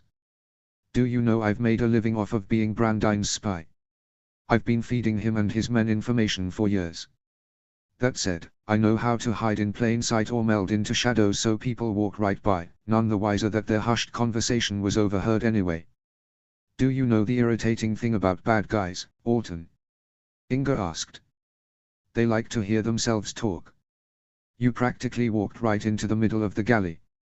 Cale said. I might be impressed that you have some stealth skills, except you made the stupidest mistake in the book. What's that? Thinking that nobody knew you were there. Sneaking around as if you were trying to hide. The trick, dear niece, is not to hide at all. To act like you're supposed to be there. Yeah, because dressed like this, everybody would think, oh yeah, she's supposed to be here. Is this why you always get caught? The gang, the raid on Jet. You've always been crap at this. The only thing you've been good at all these years is brooding. And just like your old man, you like to take matters into your own hands. Alton raised a valid point. He couldn't walk if he tried and you can't handle stress. Cale pushed off the wall and approached. Inga raised her dagger again. So what exactly is your plan now? If Adriana could cut Brandine, I could cut you. If you're lucky. You might be able to get a few yards away before I caught up with you, but then you'd still be leaving Baby Brand here, which defeats the whole purpose of your little rescue mission. Inga seethed with anger. She'd always hated her Uncle Cale. He'd always been a jerk and arrogant. He'd always made fun of her and not in the loving, teasing sort of way. Her family had endured him and his darkness for years, trying to give him a new home after losing his own. But he'd never seemed to want it. You could let us go. Inga said in a low voice. Nobody else knows I'm here. You could be a real man for once, a real part of the Jorgensen clan, and let me and Alton go. Cale's expression darkened. You're delusional. I have no loyalty to my sister or any of her family, much less the precious Jorgensens. He spat the name and that familiar darkness seemed to rise up out of nowhere. Alton set a hand on her arm, which was shaking. Don't. Hurting him won't do us any good. As if she could anyway. Cale said. Why are you like this? Inga demanded, her temper slipping at last. So many people have offered you a home and kindness and a family, and you've thrown it all away. You never settled on Burke. You're just as nasty and arrogant as you were the day you showed up. You enjoy hurting people, and to make matters worse, you tried to take advantage of Adriana and you nearly killed Finn. Why? Why? Cale seethed. Because I can. Because life either makes or breaks you, and life made me. No. Inga shook her head. You chose this life. What happened to our grandparents was a terrible accident, but you didn't have to throw your whole life away. It's no different than Finn lashing out when Benin died. Don't even think about what compare you to Finn, Inga said, stalking forward. To her surprise, Cale backed away. You and Finn both lost people precious to you and lashed out at everyone. Except the only difference is he realized that he was destroying himself and everything he cared about, because deep down, he cared. So is this why you're so nasty? You have to be like this so you can cover up the guilt, knowing that you actually care. Cale raised a hand and Inga flinched back, waiting for the blow even as Alton lunged forward, unable to reach her because of the chair. But the hit never came. Inga blinked at him, meeting his hard blue eyes with her own. Cale lowered his arm and glowered. Finn didn't kill Benin. There was a beat of silence and then Alton sucked in a breath. What? The words rolled through Inga and it took nearly a minute for them to register. What? You. Inga stumbled away from him, filled with sudden horror. It was an accident. Cale said in a low voice. I was lighting matches in the barn. That night, the barn caught fire. And then the house. And I was the only one who survived. Cale had killed his own parents. And I was sent to Precious-Burke where my life would begin anew with my sister and her husband and their obnoxious little brats. Cale said, his eyes now rimmed with red. As if admitting all this after all this time was a poison leaching from his soul. I didn't need any of you. I didn't need anyone. Tears slipped down Inga's face. This explained everything. Why he'd always been a dark horse, why he'd always had a bad attitude and was prone to petty crimes all over the village. Why he'd treated Morgan like trash and cheated on her. Why he'd dared to go after Adriana after she'd already been hurt in the worst way. Why he felt no remorse after nearly killing Finn and fled the scene like a coward. Everything was meant to deflect from the guilt and pain he'd kept bottled up inside. But make no mistake, Cale said, his voice strong again. Finn was the weak one. Because he changed? Alton asked quietly. Or because he stopped being selfish? I remember one day he was so angry, he just started breaking things. I joined him and it ended up being fun in the end. He took credit for the gang, but I was the one who planted the seed to gather all the angry kids and do it together. It was fun for a while. It was a way we could vent our anger and take it out on the Precious-Burkians who acted like life was so wonderful. Cale paused. When he knocked out that guard to get out of jail, I saw something. Something dark. And when I heard he'd shoved Eric into that shredder minutes later, I knew. He was just like me. Inga shook her head. No. Finn is nothing like you. For one, he didn't shove Eric into the shredder. Do you honestly believe that cover-up? It's not a cover-up. They were fighting and Eric fell in. Finn blames himself for breaking out of jail and starting the fight, which ended with Eric losing his leg. And that was when he woke up. Inga said, shoving the tears off her face. That was when he started to see the consequences of his actions. He was angry and grieving and hurting for Benin, who gave his life for him. He couldn't cope with it and so he lashed out. But at the core of everything, he still had a good heart. He knew what he was doing was wrong. And how do you know that? Because he'd stick up for me when Dana and the other girls would make fun of me. Inga said. I didn't understand it then, but I do now. He hated the injustice of it, just as he still hates it. But at the time he didn't see that he was the person doing the injustice. He gave himself every excuse in the book to explain why he was allowed to act the way he was, but the second Eric's life was at risk, he snapped out of it. If he didn't have a good heart, why wouldn't he finish the job, Cale? Why wouldn't he put Eric out of his misery? Cale stared at her. Because he's not like you. He screwed up in so many ways, just like you, but he was never a lost cause. That is why everyone fought so hard for him. But what's your excuse? My parents, especially my mom, didn't fight for you. Hiccup and the council didn't give you just as many chances as him. No. At the end of it all, Finn decided to take the hands that were reaching for him. You just slapped them all away. That is the difference between you. Cale's blue eyes were rimmed with red as he glared at her. He'd never admitted anything to her before, and she'd never had the guts to speak against him to his face. Now that she'd said her piece, she felt an odd mixture of remorse, pride and fear. Remorse that he was utterly lost and had built a life of destruction. Pride that she'd spoken her mind. And fear at the growing look of danger on his face. Approaching footsteps broke the silence and Inga whipped around. A group of men and one woman were stalking down the hall. Inga looked up at her uncle, who was smirking. You told them I was here. I only had to keep you distracted. Alton's hands curled into fists as the group finally arrived. At the front of the group was a man with a goatee and burn scars on one side of his face. His left eye was milky white. She knew instantly that he was blind in that eye, and the scars on his face were from terrible burns. The rest of the group were guards, except for a dark-skinned young woman who might have been a few years older than Eric. She stood at the side and waited with her hands folded behind her back. Her shorn hair and scars on her face similar to Alton's made her briefly wonder if the same person had scarred them both. Alton, you should have mentioned you were expecting a visitor. The man said in a cool voice as he gazed at Inga. I would have brought some tea in.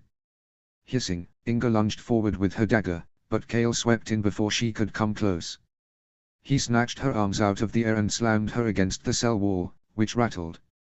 Inga winced in pain and glared up into her uncle's face. A useless attempt. The man said, plucking the dagger out of her struggling hands. I am Viggo Grimborn. Yeah, I've heard of you, you lousy piece of temper, Miss Jorgensen. I recall well your father's temper was short as well, but his brains were never quite as sharp. Inga struggled but knew she was out of options. Let go of me, you coward. A jaw ticked in Cale's jaw but he said nothing. I'll make this simple. Viggo said, stepping closer to Alton, who went still. His hazel eyes lingered on the dagger until Viggo stepped behind him, and he lost sight of it. Then the dagger rested on his collarbone. Come quietly, girl, or watch him die. Inga felt a rush of panic. She could see the fear in Alton's eyes, but also a strange sense of calm. He didn't want to die, of course, he didn't.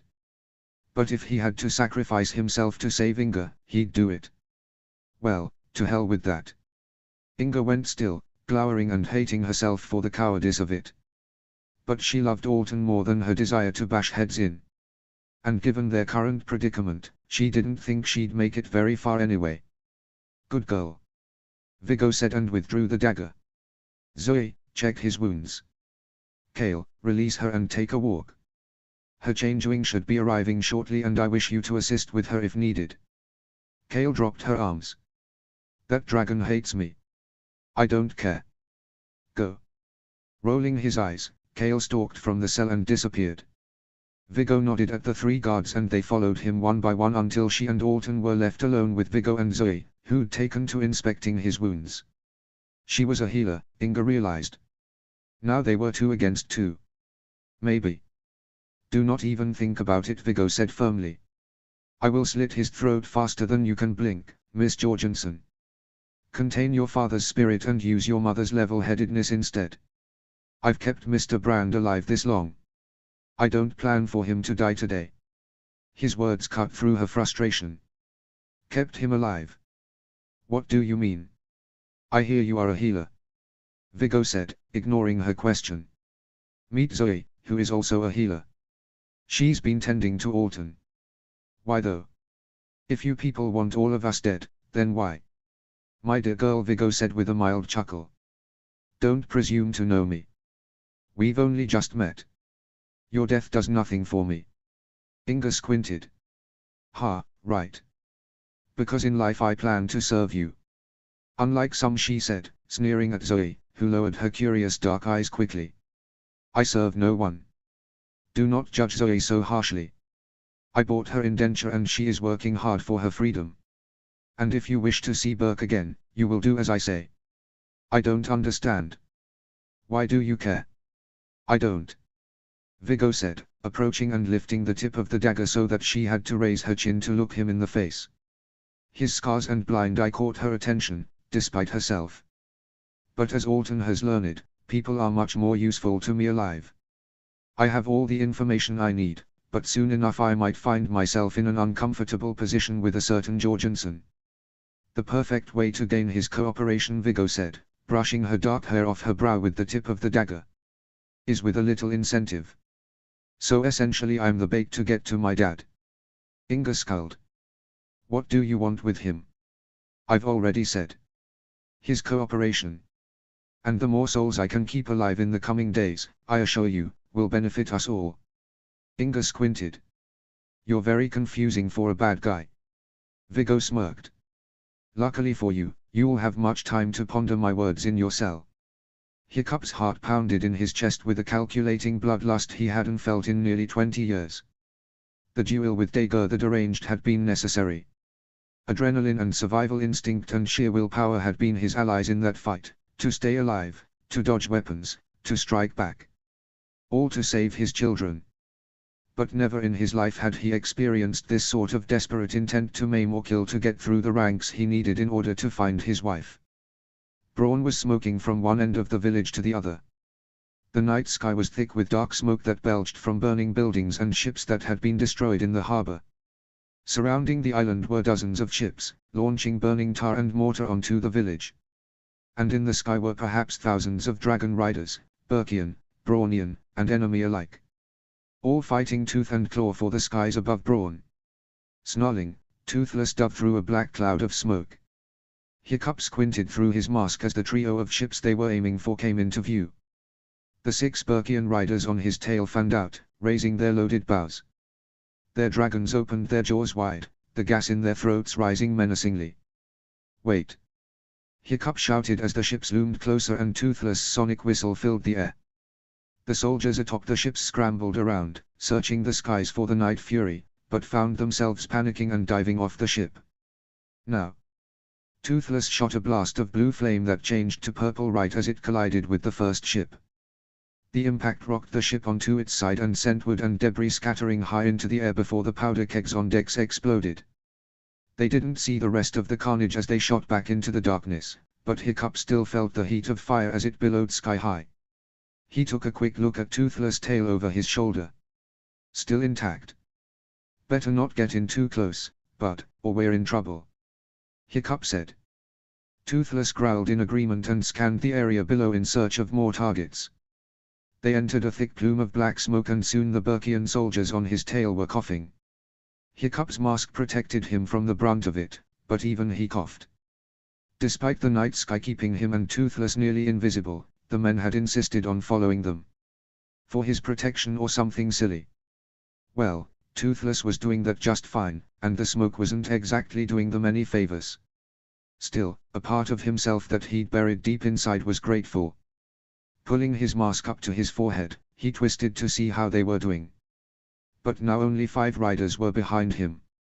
Where's On and Snaggle? Down, Chief. One of them shouted, hacking. Debris hit him. Hiccup bit back a curse and faced forward again. Toothless snarled and wove through the smoky air. A break in the clouds gave them a clear view of the village below and a number of ships left.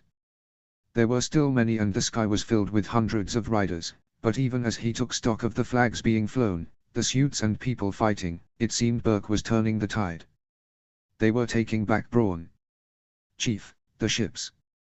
Hiccup and Toothless whirled.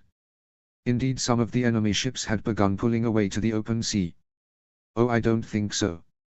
Whistling through his teeth, he drew the attention of many Burkians flying nearby.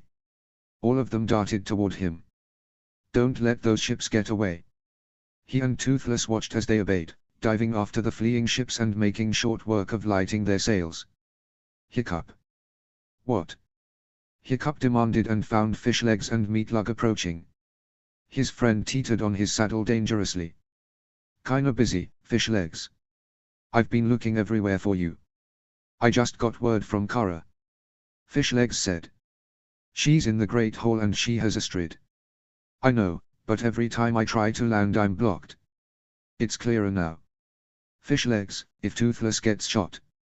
Would I really risk that? Hiccup surveyed his friend's expression and nodded. All right. With me. It was difficult work as they dove toward the island and moved around various fights. Dragons collided and riders grappled with each other. Others fell from the sky in a tangle of limbs and wings and snarls. Dragon fire of all colors lit up the night sky in flashes so bright at times that Hiccup had to squint to prevent spots from distorting his vision.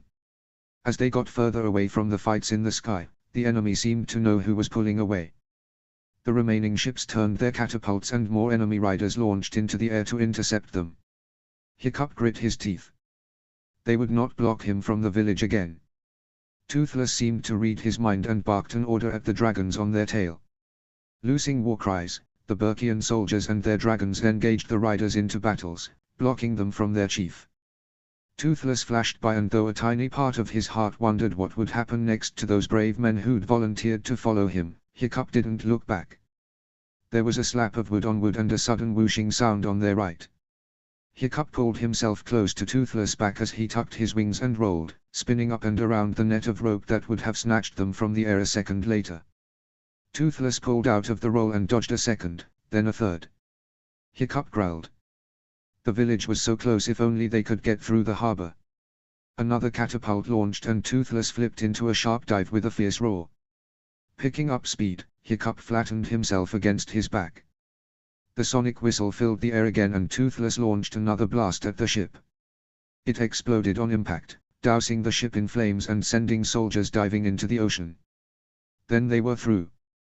The docks and fisheries were mostly empty. The Brawnian ships that had docked there were now cinders, sinking below the waves. The damages were catastrophic and would take months to recover and rebuild. Above the village, with Fishlegs and Meatlug on their tail, Hiccup surveyed the destruction. The streets were littered with bodies. Fires were being put out by survivors of all ages while dozens of men and women were fighting in hand-to-hand combat. Despite the carnage and the damages, there were also large groups of people gathered with men and women on their knees, weaponless. Who are the ones captured? Hiccup asked. Enemies. Fishlegs said. We helped turn the tide and maybe saved the village from being overrun. It's a good thing we showed up when we did. Hiccup agreed, but couldn't help but feel like it had been too easy. Not that the last hours had been easy, but was this all Brandine had to offer? It couldn't be. Where was he anyway? At his silence, Fishlegs cleared his throat. Anyway, she's in the Great Hall. Have you seen her? No, I saw Rain. Kara's assistant. She was helping give orders on Kara's behalf and said she and Astrid were both in the Great Hall. Hiccup frowned. Why isn't Kara out here fighting? She didn't say. Maybe she's still wounded from her fight with the assassin. Clenching his jaw, Hiccup nodded. That would make sense. So much had happened, he'd nearly forgotten about that. Now that he thought of it, any of the survivors of Berserker Island who had escaped had fled to Brawn. Despite Sven's best attempts, they had been dragged into the war anyway. After everything, he hoped that Sven's family was still alive. Come on, bud. Before one of them realizes we're here. Hiccup said, glancing up at the enemy soldiers not far above them, grappling in the air with Burkian and Brawnian fighters. Toothless nodded and picked up the pace. Meatlug followed suit. It was a few minutes of flying through smoky air and avoiding fights and observing more carnage and captured enemies before they finally made it to the Great Hall. It stood like a beacon with its arms spread wide, golden light from braziers spilling down the steps. Even as they landed and the dragons tucked in their tired wings, Hiccup could see the people within poring over maps. Hiccup dismounted, his heart suddenly pounding in his chest. He yanked off his helmet and tore up the stairs, Fishlegs babbling something behind him. He blocked it out. He didn't care. He surged into the Great Hall and paused, looking around at the gathered men and women whose discussions paused at the sight of him. He ignored their surprised greetings and searched for any bit of blonde hair he could find, and yet he came up short. He began pushing through the crowd, ignoring their surprise or concern. It was secondary. She was here, she had to be here. He pushed his way to the middle of the room until he found Kara and Frederick, sitting at a large round table. Their faces were drawn and white. Bandages could be seen beneath the collar of Kara's shirt, proving Fishleg's theory. They both glanced up at his arrival. Their expressions morphed into shock and surprise, but none of them got a chance to speak as a chair screeched nearby. Hiccup faced the noise and nearly went to his knees. Her hair bound in a messy braid, Astrid hurtled toward him and threw her arms around his neck, nearly knocking him clean over. He didn't care. Nothing else mattered as he clutched her to his chest and only now realized he was shaking. She was back. She wasn't hurt. Still strong, still fierce, still beautiful in every way. Suddenly he wanted to weep. He only barely kept a lid on his emotions. Astrid pulled away first, only a hair's breadth. Hiccup. Hey. Feeling a little hysterical, Hiccup laughed. Woman, after the last few days, the first thing you say to me is hey. Laughing, her blue eyes bleak but no less strong, she kissed him. It was brief and he still felt so many emotions, too many emotions, but she was back in his arms, safe. I'm right here. Astrid whispered. Hiccup nodded and exhaled shakily. Don't ever disobey orders again. I know. No. Hiccup said. Don't ever leave me. Astrid brushed a hand through his hair and shook her head, eyes glassy. Never. Hiccup exhaled again. Did he hurt you? Not terribly. There were so many things he wanted to ask, to understand, but his next question was cut off by a growl and many cries of shock. Toothless shoved his way through the group and pounced. They hit the ground in a tangle of limbs to a chorus of giggles from the crowd. Astrid tried to dodge Toothless' happy licks, but was very much unsuccessful. Soon they were both covered in drool. I missed you too, Toothless. Astrid said, holding his head back in her hands. But let me up, will you? Chortling, Toothless obeyed. Hiccup stood and offered her a hand, which she took. He resolved to never let it go again. Hiccup, Astrid said. Hiccup. Kara interrupted, giving Astrid an apologetic glance. I'm sorry. Kara and Frederick were still sitting in their chairs, watching everything with mute expressions. It was very unlike them. Their village had just been destroyed though. Of course they were not themselves at the moment. Hiccup shook his head. What are you sorry for? That you had to ask for aid. Kara, that's we're here. He tapered off as Kara's eyes filled with sudden tears. Hiccup. Astrid whispered. Her eyes also began to fill with tears. How many did you bring? Hiccup blinked. What do you mean? I brought almost everyone.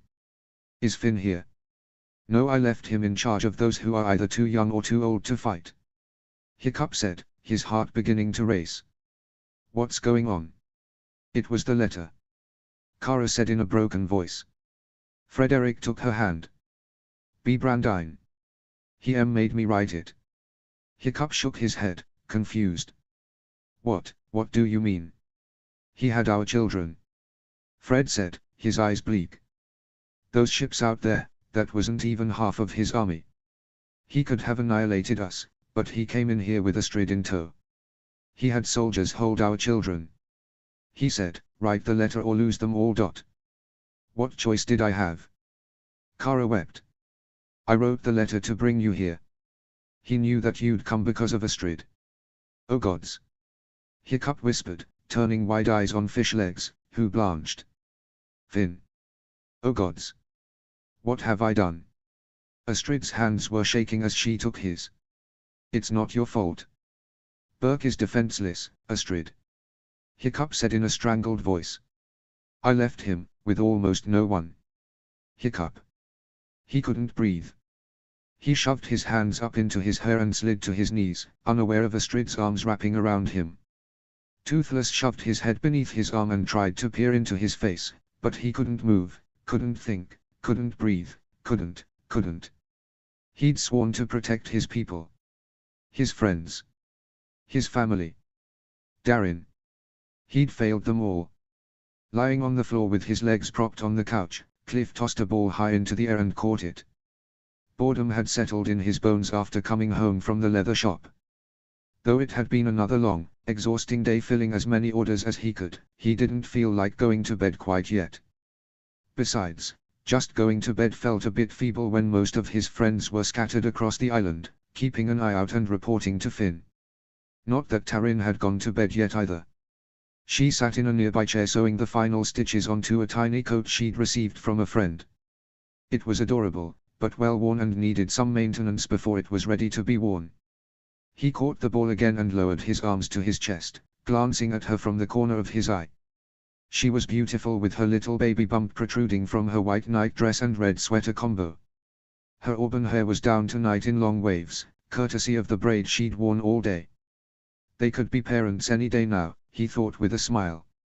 He was excited and nervous, but he couldn't help but feel like, with everything going on lately, it had been pushed to the side. Taryn finished the stitch and tied off the string. Stabbing the needle into her little pincushion shaped like a tiny gronkel, she raised the coat to see the final product and caught him staring. What? Cliff shook his head. Nothing. Just watching. She smiled and lowered the coat to her lap. Cliff. You've been down for days now. What's the matter? Maybe I'm just sad that it took you so long to notice. Okay, clever boy. Cliff grinned and looked back up at the ceiling. I don't know. Obviously I'm worried about Alton and everything else. We should be excited to be having the baby soon. I am. You're not. No, I'm just. Cliff huffed and rubbed his face. I just. Taryn waited. It just feels like, being here, with you and the baby, it should be enough. And it's not that it's not that I don't want to be here, of course. You want to be out there doing your part. Cliff sighed in relief and shot her a grateful look. Yeah. Taryn's expression was nothing but understanding. Come here. Peeling himself off the floor, he crawled over until his back was to the chair. To his surprise, she lifted her legs until they were straddling his shoulders and she pushed her fingers into his thick curly hair. Whoa, are tingles. Cliff murmured as she tipped his head back so she could peer into his eyes. I love you, Cliff Smedley. Taryn said seriously. You're a dork and you're sweet and I know you love us. I have never once doubted that. She pecked his brow. But you have helped, you know. How many saddles and things did you just fix so people could fight? Sewing saddles is not much to boast over, Taryn. Not when Eric is sitting in a watchtower right now. So go see him. He's probably bored to death if we're honest. Taryn's fingers massaged the back of his neck. It's obvious you want to help in some way. So go find Finn and ask him for something to do. Just because you're not a trained fighter doesn't mean there's nothing for you to do. Cliff ran his hands up her legs. You mean it? I don't want to leave you alone if. Nothing is going to happen. I feel fine and comfy in my jammies. Plus I've got Ruby over there. She nodded toward the basket that he knew their red terrible terror was snoozing. I'll send her to find you if anything happens, now that she's staying permanently. Sighing through his nose, Cliff squeezed her calves. I love you, Taryn. And I love you. Taryn whispered, bending down to kiss him softly. Go have an adventure and make me smile. I'll be here when you get back. The village was quiet as Finn and Genevieve strolled through the village streets. The fog was dense, obscuring most of the night sky, which twinkled with the occasional star. A guard appeared from a side street with a lantern in hand and nodded his greeting, but pressed on without comment. He was one of the many retired soldiers from Stoic the Vast Stay who'd volunteered to help. Finn had hated to accept, but decided against stupidity and pride. There was no reason why any retirees couldn't help. Genevieve had kept pace with him every step of the way as they moved from one end of the village to the other in the hours since his father and the rest of Burke had left. Their dragons trailed behind them, sniffing and cooing to each other, but otherwise kept silent. Perhaps they too found the silence of Burke odd compared to its usual rustle and bustle. Maybe they found it unwise to make a lot of noise in case they'd upset any delicate nerves. Genevieve's slender fingers slipped into his and she peered up at him. You should get some rest. The coming days will be busy no matter what happens, Finn said, giving her a small smile. And if anyone should get rest, it's you. She looked affronted. Have you looked at yourself lately? And what do you mean, I should be the one to get rest? I look fantastic. Exactly. Finn said plainly. We need to keep up with appearances at least a little bit. Everyone knows you're the pretty one. You're not usually one for sexist jokes, but I'll let it pass this time, handsome. Finn smirked and squeezed her hand. In truth, he was tired. There was only so much he could do, and while the night was quiet and the remainder of the village was sleeping, he should take advantage of it. He had men and women all over the island keeping an eye out for his father's return or anyone approaching.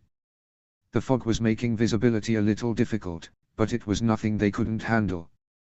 The thought of going home, back to Benen's old house, to their house, was definitely tempting. But the fact of the matter was that with everything they'd endured the last few days and the disappointment of postponing their wedding, he kept feeling as if he'd do something rash every time he found himself alone with her. Which was surely dangerous territory if they went home together. Alone. A pit of frustration welled up inside him and he fought to ignore it, but it was getting more difficult to do so by the hour. It should be the last thing on his mind right now. But they would have been married for a few days by now. And with all the stress and frustration and worry, maybe they both could do with a few distractions. He didn't have time for rash decisions, but maybe he should say to hell with it. Maybe he was tired of waiting. Maybe he didn't care anymore. It was Genevieve's turn to squeeze his hand. What's the matter? She could always see right through him. Finn's eyes dropped to his boots as they walked. I just keep thinking about how things would be different right now if we'd gotten married like we wanted. Genevieve's eyes went sad. Which is purely selfish right now, of course, because people are dying, and I'm pouting about putting us on hold. Finn, don't say that. Genevieve pulled him to a stop. Look at me. Nervously he met her gaze. Do you think it's not eating at me too? I know I've been distant because I'm worried about my family. I know, General, it's honestly amazing how well you're holding up. Finn paused, realizing this was the first chance they'd had to really talk in a while. How are you holding up? Genevieve's expression seemed to shudder. I just keep thinking that some of my family could be wounded or worse, and I don't have any idea until we get a letter. But Jut, all of it, could be gone right now, couldn't it? It seemed as if the words were her own undoing. Tears splashed down her face and she covered her mouth as if to retract the words. Instead she began crying in earnest. Oh, Finn brushed her hair back and pulled her into his chest. No, don't think that. Jut is strong.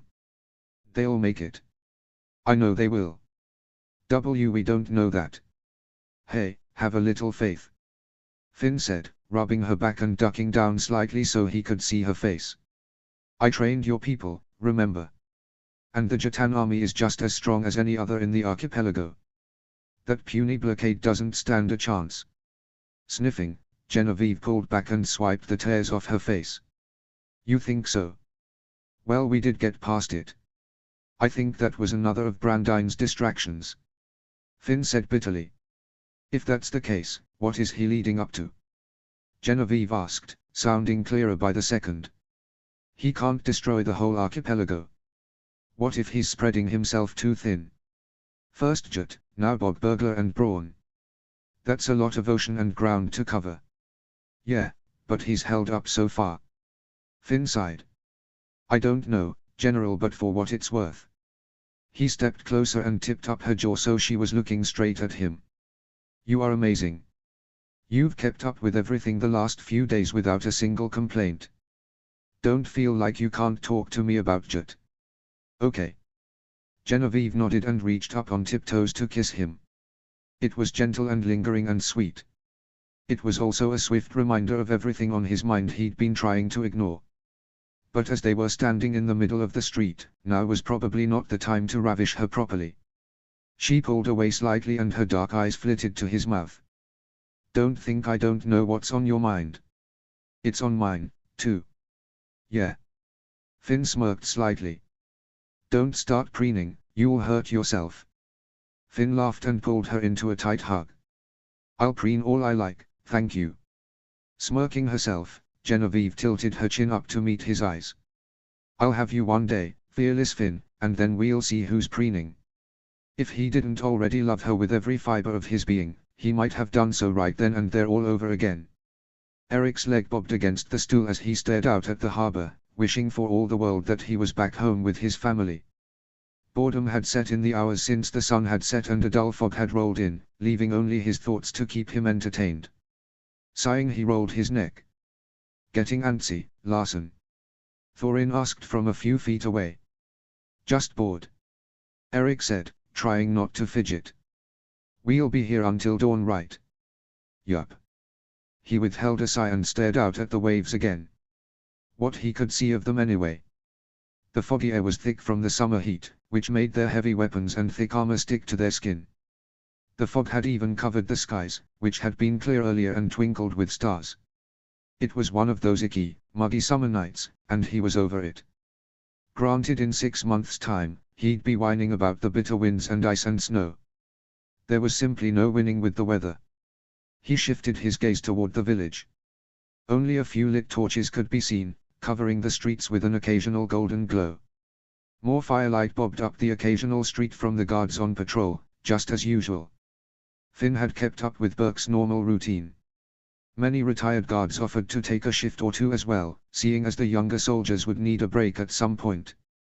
At first he'd hesitated, but upon realizing how few options he really had, Finn had agreed. Most of the village was dark and quiet. The people that had been left behind had retired to their homes soon after the army had left for Braun. It was strange how quiet the village was without the presence of so many dragons and humans cooped up in one place. The normal rustling sounds of wings and claws on buildings was mostly gone. Now the village felt like it was holding its breath, waiting for news.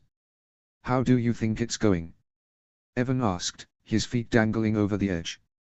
His brown hair was nearly black in the darkness. The battle for Braun? Eric asked, his eyes straying toward the direction of his house. He wondered if Adriana was still awake with Darin, or if he was asleep. If she was perhaps pacing or trying to occupy herself with some sort of distraction.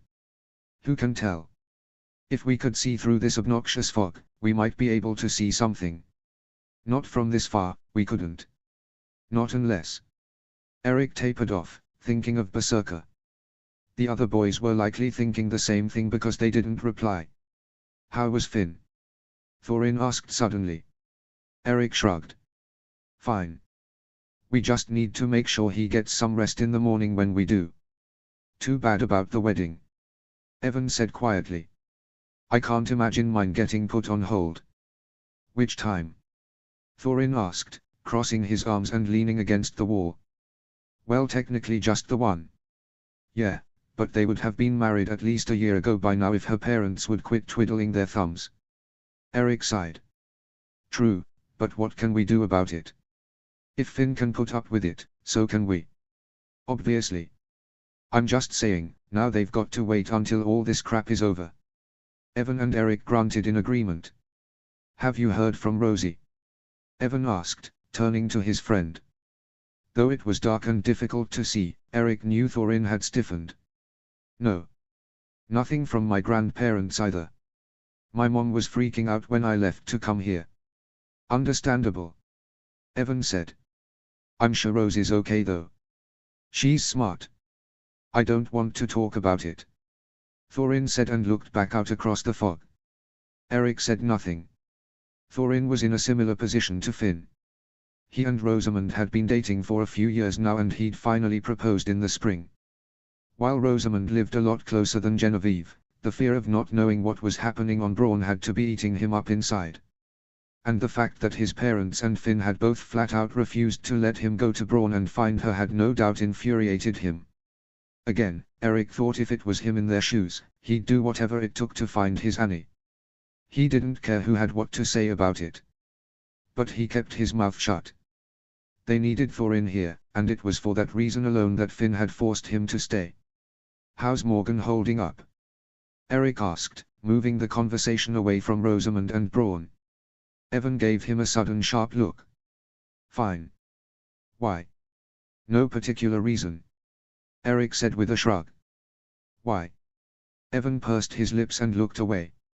Sorry, I guess you don't know. It's hard to tell when girls tell each other things. I hate to break it to ya, but... Eric said in an amused voice.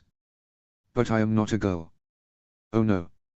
Evan said quickly, then grinned as the other two laughed. I meant Morgan. It's hard to tell if she's told the other girls, who would then tell their guys. Their amusement dropped away quickly when he went quiet. She had a miscarriage almost 2 months ago. Eric blinked. Oh. Gods, I'm sorry. Evan shrugged and didn't meet his eye. It is what it is. Maybe. But it's still hard. Eric said. He pondered for a moment then said, me and Annie. He paused as he felt their attention shift to him. We've been trying for a while, but, nothing. They were quiet for the span of a few breaths before Evan reached out and patted his shoulder. It was a small gesture, but it meant more to Eric than he could put into words. And he suspected more words would only make the conversation awkward. Still, for quiet Evan, who'd once been in the gang and endured a lot of scrutiny, who'd cut ties with all of his old friends and made new ones, just as Morgan had, to share this sort of pain and grief with him and know what it felt like. He was honored to know he wasn't alone. There were others who understood what that sort of pain felt like, even if he and Adriana hadn't lost a child. It wasn't the same, but perhaps the grief was similar. They understood each other. And then there was Thorin. If you two start crying, I'm going to start crying, and we don't need that right now. Eric and Evan snickered, the latter muttering to his best friend to shut up. If Eric hadn't been looking, he might have missed it, but he saw the moment Charger's head snapped up from his nearby roost. Quiet. Eric said, getting to his feet. The others' laughter ceased immediately and they looked around.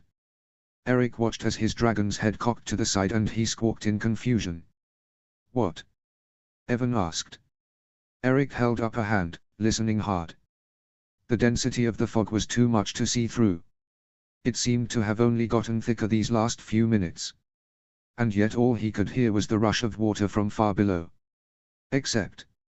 A thrill of fear went through his chest. Forcing himself to stay calm, he pulled an arrow from his quiver and unsheathed his bow. What? Thorin whispered. Do you see something? No. But do you hear that? Eric whispered back. Sloshing water. Yeah, that's. No, waves hiss. They don't. Eric whispered. He stretched out the arrowhead into a bin of hot coals nearby. In moments, fire had engulfed the end.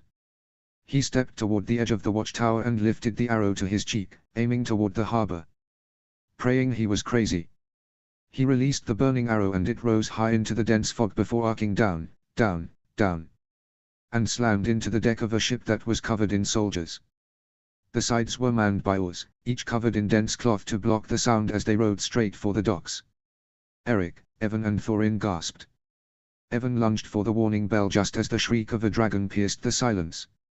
Something massive and orange hurtled from the fog and, before they could blink, lobbed a fireball straight at them. The watchtower exploded. Finn and Genevieve sprang apart as the nearest watchtower exploded. Splinters of burning wood and metal rained down onto the village and into the street below. Finn grabbed Genevieve around the waist and turned them into an alcove until the debris stopped falling. Together they jumped out of their hiding spot and gasped.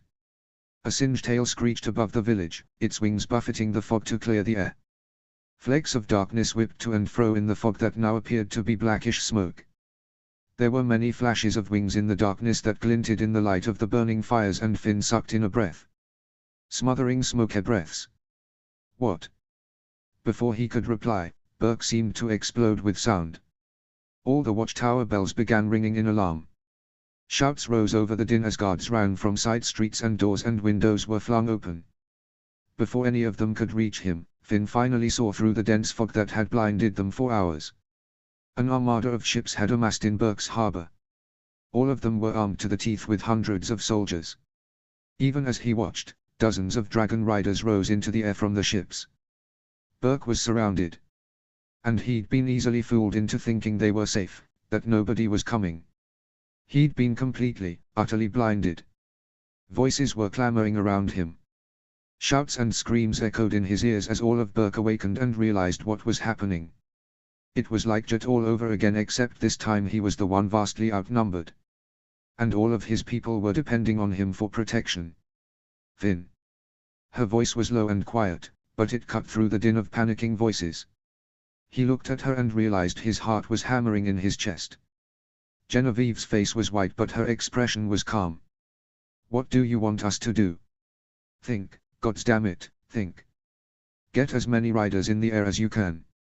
Finn said, facing the group at large and coming face to face with Gobber. We have to outlast them. Brawn had to be a diversion, lad.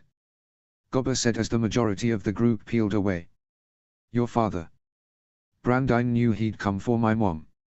Finn said, anger quickly replacing his shock. They'll realize it at some point.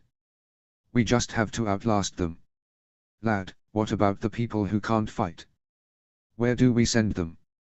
Finn blinked rapidly. The catacombs. Get everyone underground. Gobber nodded and hurried away, bellowing orders. Finn watched him go for a minute, his heart in his throat. His mentor, his teacher and friend. He hoped he'd be all right.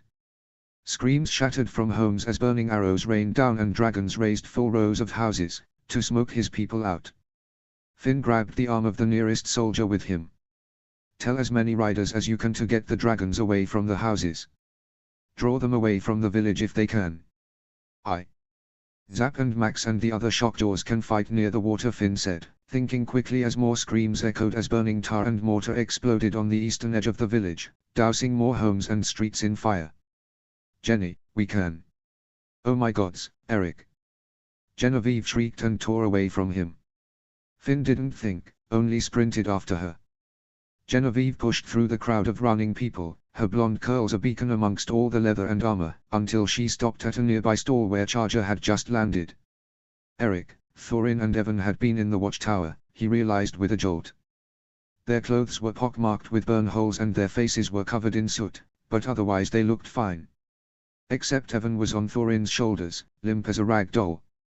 They collapsed into a heap on the ground as Charger squawked in dismay. Thorin quickly flipped Evan over and began shaking him. Evan. Evan, come on. Genevieve got to her knees. What happened? He tried to sound the alarm. Eric said, his teal eyes bright beneath all the soot. But the explosion, I don't know. Thorin, hang on. Wake up. Thorin shouted. His hands were tight on Evan's shirt, but he made no move or sound.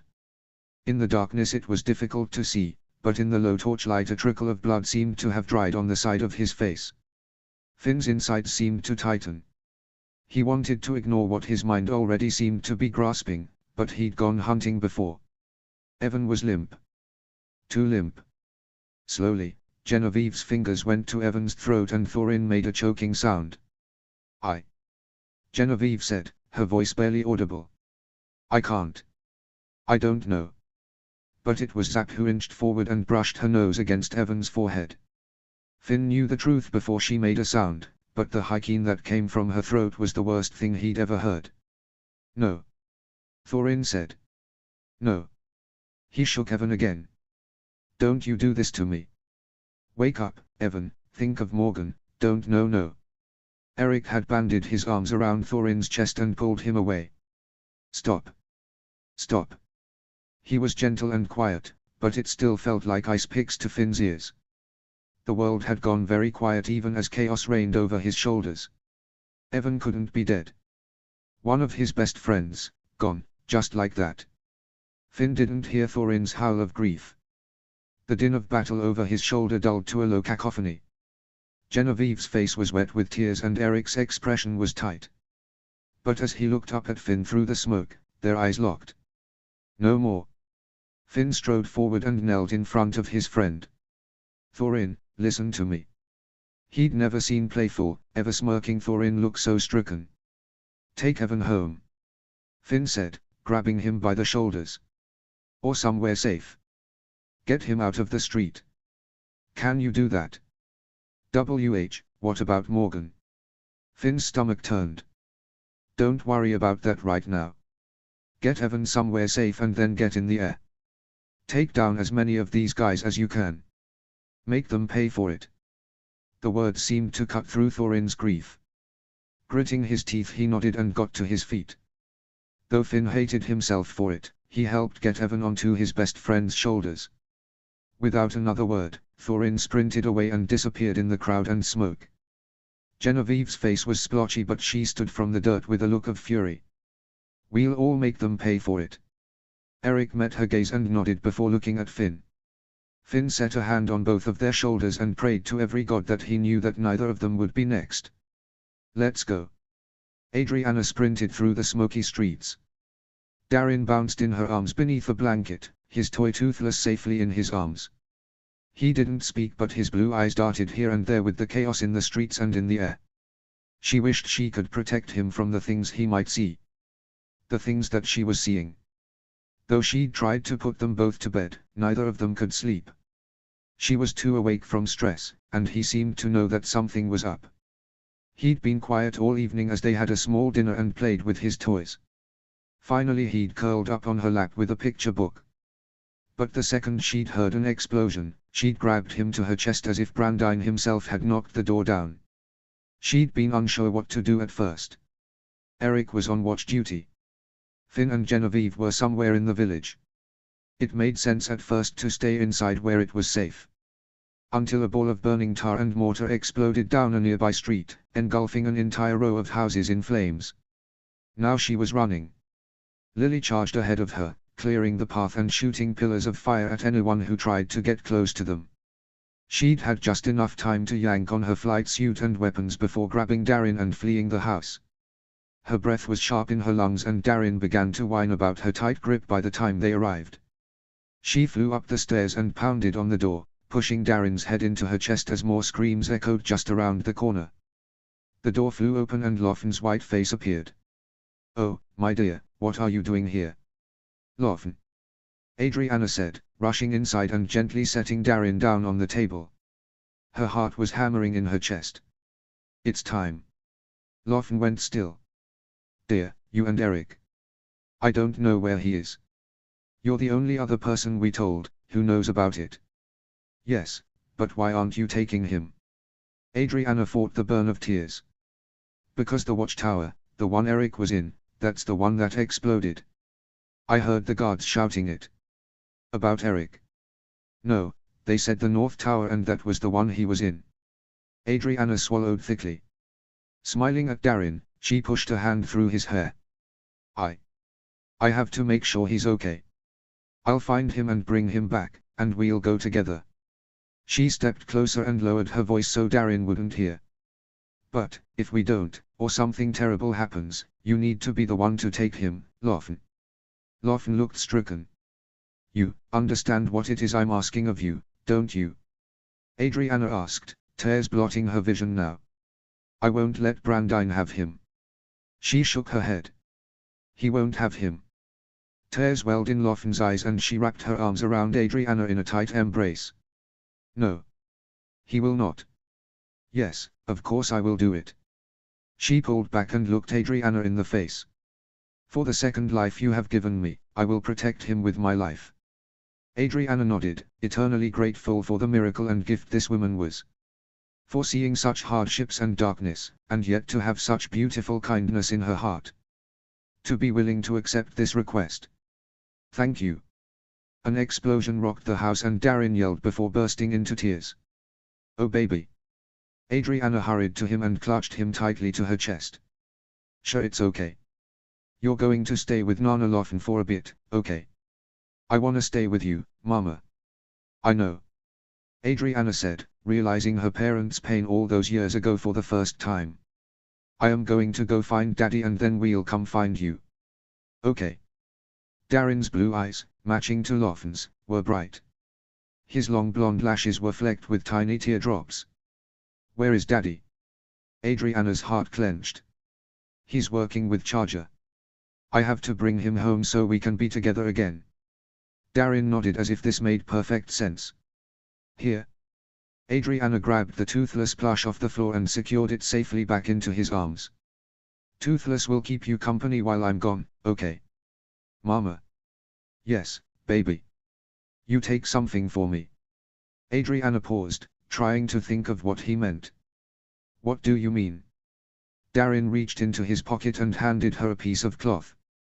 To her surprise, she realized it was the purple and green cloth butterfly he and Eric had made for her birthday. Oh, where did you get this? Mama's room. Darren shrugged. Adriana smiled and held it in her hands with his. Of course. I'll take it with me wherever I go. And every time I see it, I will think of you. She brushed his hair off his brow with a few gentle fingers. My strong, baby boy. Darren blinked at her. Why are you sad, Mama? Adriana didn't fight the tears that slipped down her face. I just love you so much. And I don't want you to ever forget. Darren peered into her eyes and then threw his arms around her neck. I not forget you, Mama. Never ever. Adriana closed her eyes and held him close. She gave herself 10 seconds to hold him. To remember the feeling of his little arms around her neck and the blonde hair tickling her cheek. To memorize the smell of his hair and the way he held on to her like she was his entire world. Brandine would not take this away from them. Loffen sniffed somewhere over her shoulder as Adriana slowly pulled away. She set him back on the table and straightened his shirt. Then she met his eyes before setting her hands on his face and planting a kiss on his forehead. I love you, Darren. Adriana whispered. I'll find Daddy and I'll be back. Okay. Darren nodded. Okay, Mama. Standing, Adriana took Loffen's hand and gave it a firm squeeze. She searched the woman's eyes to look for any sign of unsurety. She found nothing but firm confidence. Go. We will see you soon. Please, Adriana breathed. Be safe. You as well, dear. Find that boy of yours and come quickly. Adriana released her hand and gazed at Darren for one final moment. He looked up at her with such trust and love in his eyes that for a strange moment, she thought of Benin. Then she strode for the door, her heart twisting in her chest with each step. She pushed the door open and choked on a breath. Shut the door and exhaled shakily. Moved down the stairs and choked on a sob. How had her parents ever done this before? Left their babies behind. She'd been on the receiving end of this. She'd hoped and prayed to never have to do this. But it was so much worse than she'd ever imagined. But she had to. She had to know where Eric was, if he was all right. She wouldn't sit idly by while her home was destroyed. She would not watch from the sidelines and wait for news. So, as she approached Lily waiting patiently outside Loffen's house, Adriana had a glass and dried her tears and rose into the saddle with a newfound determination. As all hell broke loose, Cliff Smedley regretted all of his life choices. He was constantly leaving his dragon behind, so he found himself stuck on the ground. This unfortunately made him an easy target both on land and by air. He was clumsy, which had somehow saved his life a few times, but it did nothing for his hand-to-hand combat skills. All he could do was run. And worst of all, he'd foolishly left his pregnant wife home alone 20 minutes before the village erupted, all because he wanted to do his part. Well, he'd take it all back. His complaints and frustrations and confusions, everything, just as long as he got home safe. Just as long as Taryn was safe. His breath was like fire in his lungs as he ran down another street. The first 4 he'd tried were burning and had blocked the way to his house. He'd had to double back again and again and again. If he'd only thought to bring his dragon for once. As a kid he'd only just passed dragon training, due to a variety of reasons. He was more prone to harming himself than another person. Gobber had once joked that even 15-year-old Hiccup hadn't been so bad with weapons, though it was a close second. At least Hiccup had worked in the forge and knew how to handle weapons for the most part. He was just too noodly at the time to lift them properly in most cases. Cliff was clumsy and accident-prone and spent half of his years listening to the other kids' conversations and then used the other half discovering his own knack for storytelling, which might just land him some friends. He'd never been one to pay much attention in class when it came to fighting or anything. Which was most unfortunate. Sprinting around the final turn, Cliff ground to a halt and skidded a few feet. There wasn't a fire in this street, but it was the furthest out from the center of the village. That said, This particular street was wider and led to some of the larger centers in the village, like the Great Hall and the town square, and, even more unfortunately, the docks, which were currently swarmed with enemy soldiers. Even as he stood there in stunned silence, the soldiers garbed in black leather and nasty-looking weapons sprinted into the village, knocking down doors and smashing glass. They disappeared down streets with cries of bloodlust. Cliff blinked as 3 men saw him and grinned. He ran. He wasn't sure how long he ran, but the goons on his tail seemed to have a lot of energy. Which was just great, because he was lagging. The air overhead was filled with roars and dragon fire. Explosions rocked the ground beneath his feet. A wave of terror coursed through his chest as he realized he was running the complete opposite direction of his house. Tarin. He had to lose them somehow. He was no use to Tarin if he was dead. He only prayed she was safe. Cliff searched around for anything to use as a weapon and came up empty. The streets were filled with useless items like empty barrels. With a heave, Cliff shoved a tower of empty barrels against a building. He tripped and nearly face-planted, but he continued running, cheering slightly when he heard the gasps and grunts of pain behind him. He peered over his shoulder and saw with dismay that one of the men was still following him. He was reaching the outskirts of the village now. It was getting quieter and the houses and streets thinner. He was almost causing himself more trouble out here. So he veered to the left and dove into the trees. The soldier behind him swore savagely and tore after him. Cliff shoved his way through vines and bushes and bramble bushes before he nearly ran straight into more than a few tree trunks. He forced himself to continue, to not trip or break an ankle on something. Trees and rocks and creeks flashed by. All he knew was his feet in front of him and his breath heaving out of his lungs. The soldier growled suddenly and Cliff hoped dearly that meant he was giving up. Then the tree on his right shattered from a mace slamming into the trunk. Shards of wood flew in all directions. Cliff yelped and covered his face, but he felt pain regardless. It was enough of a distraction that he went down hard, tripping over something that he couldn't see. Then the soldier was on him. A hand grabbed at his throat and he scrabbled at it as he felt his airways squeezed. His heart, already thundering, slammed painfully beneath his ribs. The man looming above him had a thick meaty face with a broad, scruffy black beard. His teeth were crooked and he smelled like stinky socks. Cliff hated stinky socks. "I didn't expect a lil runt like you to run so far," the man said, smiling as Cliff tried to pinch and pull his hand away from his throat. "Did yourself a disservice by leaving the house, didn't you?" "I don't know. Me, I'd rather die by fire personally. Your house going up in flames would be quick compared to the slow painful death of suffocation. Don't you think?" Cliff gurgled and tried to punch the man in the face, but he was suddenly slammed down. He could barely feel the pain and could only think of breathing. His eyes began to stream and all he could think of was Tarin and the baby he'd never get to see. "No." The man laughed, still speaking, but Cliff could barely hear him. He began reaching in the dirt for something, anything. He couldn't feel his limbs anymore. Everything felt sluggish. Dots began to dance in his vision but he felt something hard and cool in his right hand. Tarin. Without conscious thought, Cliff seized the fist-sized rock and swung upward, hard and fast into the man's temple. Eric had never been in a battle before. He'd never felt bloodlust before. But in light of everything that had happened, of what was happening above and below him, he felt nothing but fierce determination as he sent arrow after arrow into enemy soldiers. He'd planted himself on the hatchery roof with Charger, who joined him in firing barbs down on the enemy soldiers swarming the docks. It wasn't enough. For every soldier they took down, a dozen got through. There weren't enough arrows. There wasn't enough time. And his wife and son were at home, counting on him to keep them safe. Charger squawked and grabbed him by the hood before yanking him out of their hiding spot. Eric yelped as a fireball exploded just where they'd been hiding. He slipped out of Charger's hold and toppled down the sleek painted wood, his heel and prosthetic failing to slow his fall. He barely managed to grab onto a carved dragon statue planted on the edge before he launched into open air. Gritting his teeth, Eric tried to haul himself back up the roof and nearly slipped. The wood was too smooth and there was nothing else for him to grab onto.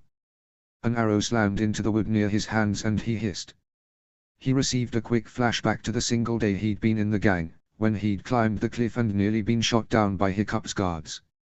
He was a sitting duck here and they wouldn't miss twice. Charger! Eric bellowed and let go. The soldiers below gasped and scattered as he fell. Twisting in air, Eric clicked the button on his prosthetic twice, switching out the end.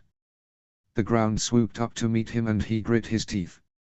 A burst of green scales flashed under him and he landed on his saddle hard, his prosthetic leg buckling beneath him at the force.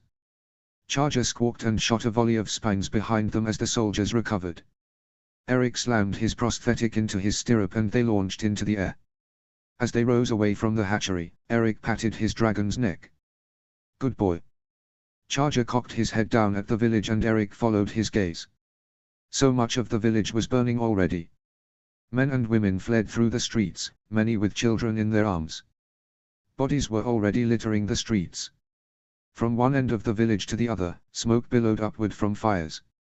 Everywhere he looked, black-clad soldiers from Brandine's army ran through the streets. Eric sought out the section of the village where his house was and found it mostly untouched. Good. Adriana and Darin would be safe. For now. He walked within himself for a moment, wondering what he should do. He and Adriana had an arrangement should anything ever happen. They would never allow Darin to be taken. But now, watching his village burn and his people being slaughtered in the streets, in their homes, he didn't know what to do. Shattering the air below, a scream answered his unspoken question and they dove. Eric saw a group of women gathered together in a corner with children in their arms. Grandma Ingerman stood before them, her hands upheld in supplication as three armed men advanced, their weapons drawn. Eric yanked the bow off his chest. Steady, Charger, he said and stood in his saddle. He took aim and exhaled. The first arrow found its mark in the neck joint of the first man's armor. He toppled before Grandma Ingerman and she leaped back in shock, her arms outspread to protect the women and children behind her. The second soldier turned but was too late. The arrow, intended for the weak spot in the armor beneath his armpit, caught him in the chin. The third soldier was too quick for him and raised his shield. The arrow ricocheted off the shield with a dull thud. Then he turned and sprinted toward the women, his sword raised. Eric hissed and lowered his bow. Down. Charger checked his speed and Eric slid from the saddle.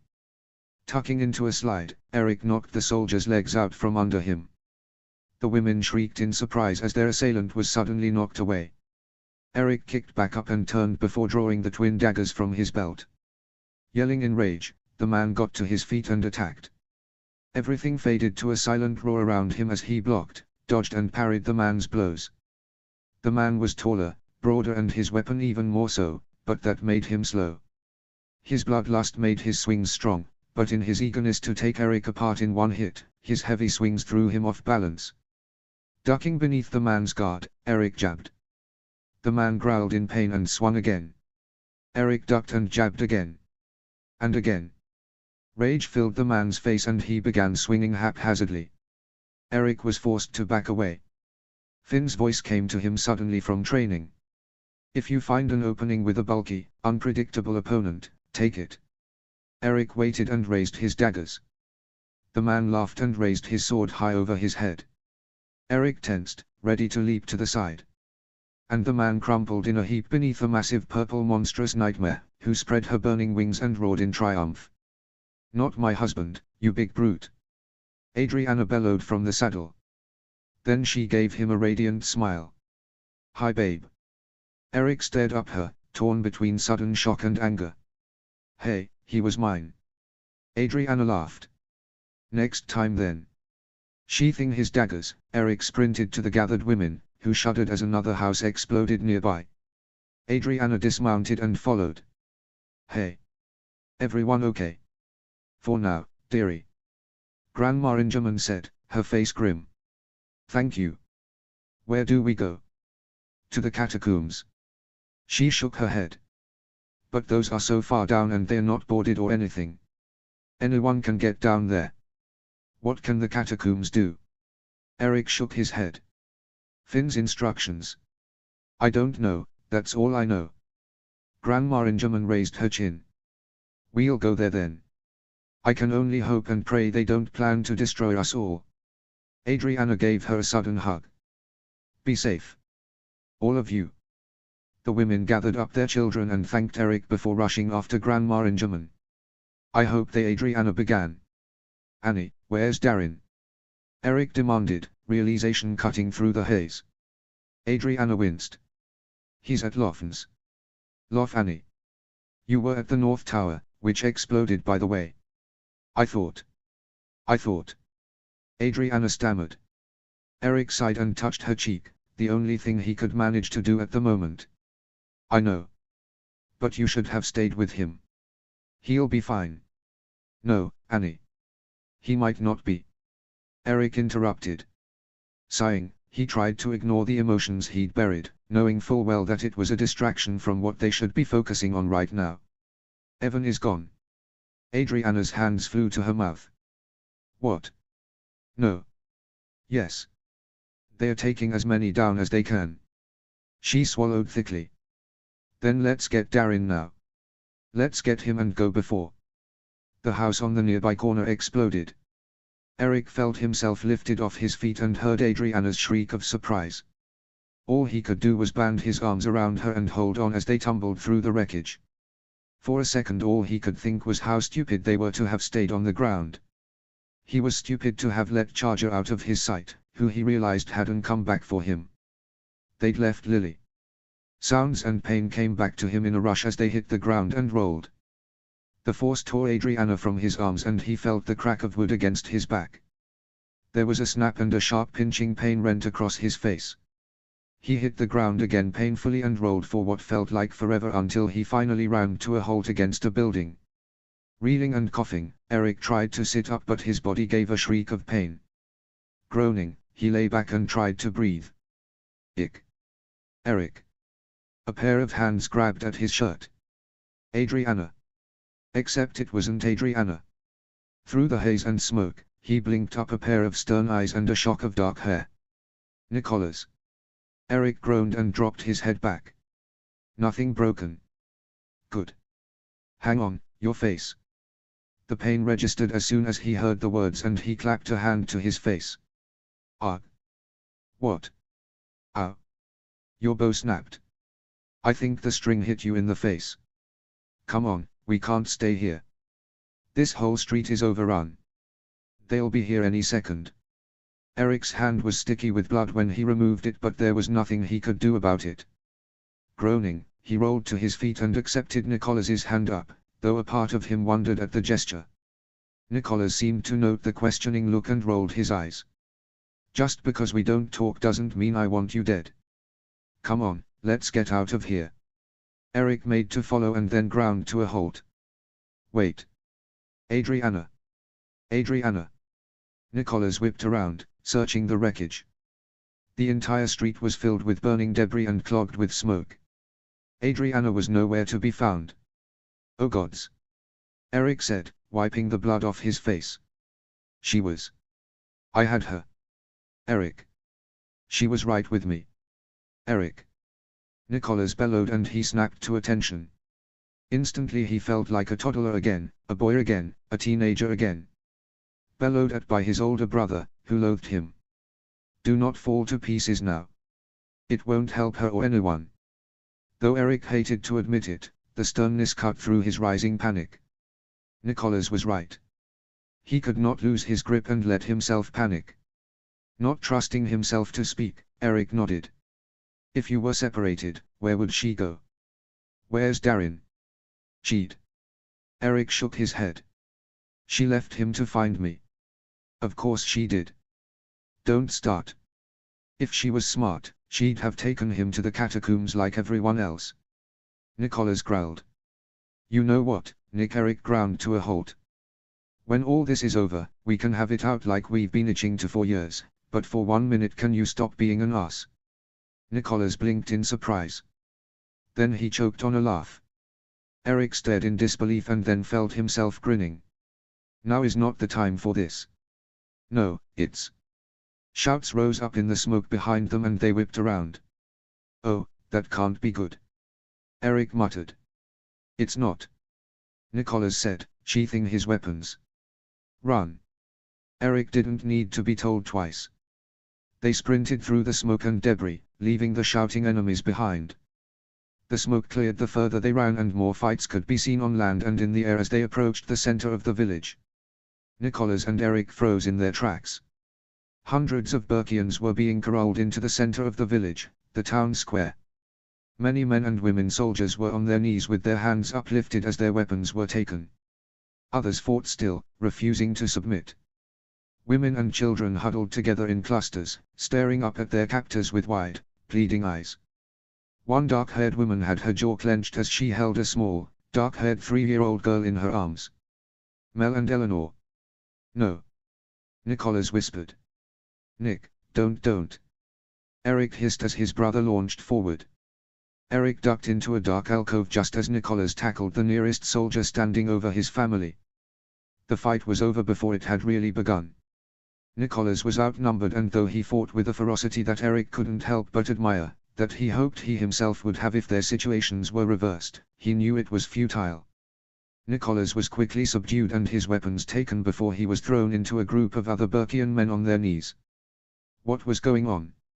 It was like they were being assembled. Erik ducked out of his hiding spot and ran, trying to think. First he'd lost Charger, then his bow. Now he'd lost Adriana. Darin was somewhere with Lofn, hopefully somewhere safe. He couldn't keep this up for long, but if he could find Adriana. He ground to a halt as he exited the side street, instantly cursing himself for thinking and not paying closer attention. 4 soldiers grinned at him and raised their weapons. Going somewhere, kid? Erik rolled his eyes, but before he could open his mouth, a flash of blonde caught his eye. Adriana. If it wasn't for her purple flight suit, he might not have recognized her through the dark and the smoke. She was running away from them, her blonde hair flying behind her. She began taking the stairs 3 at a time up to the Great Hall. He frowned in confusion, keeping an eye on the soldiers as they bellowed at him, and took a step closer. Why was she going to the Great Hall? Darin couldn't be up there.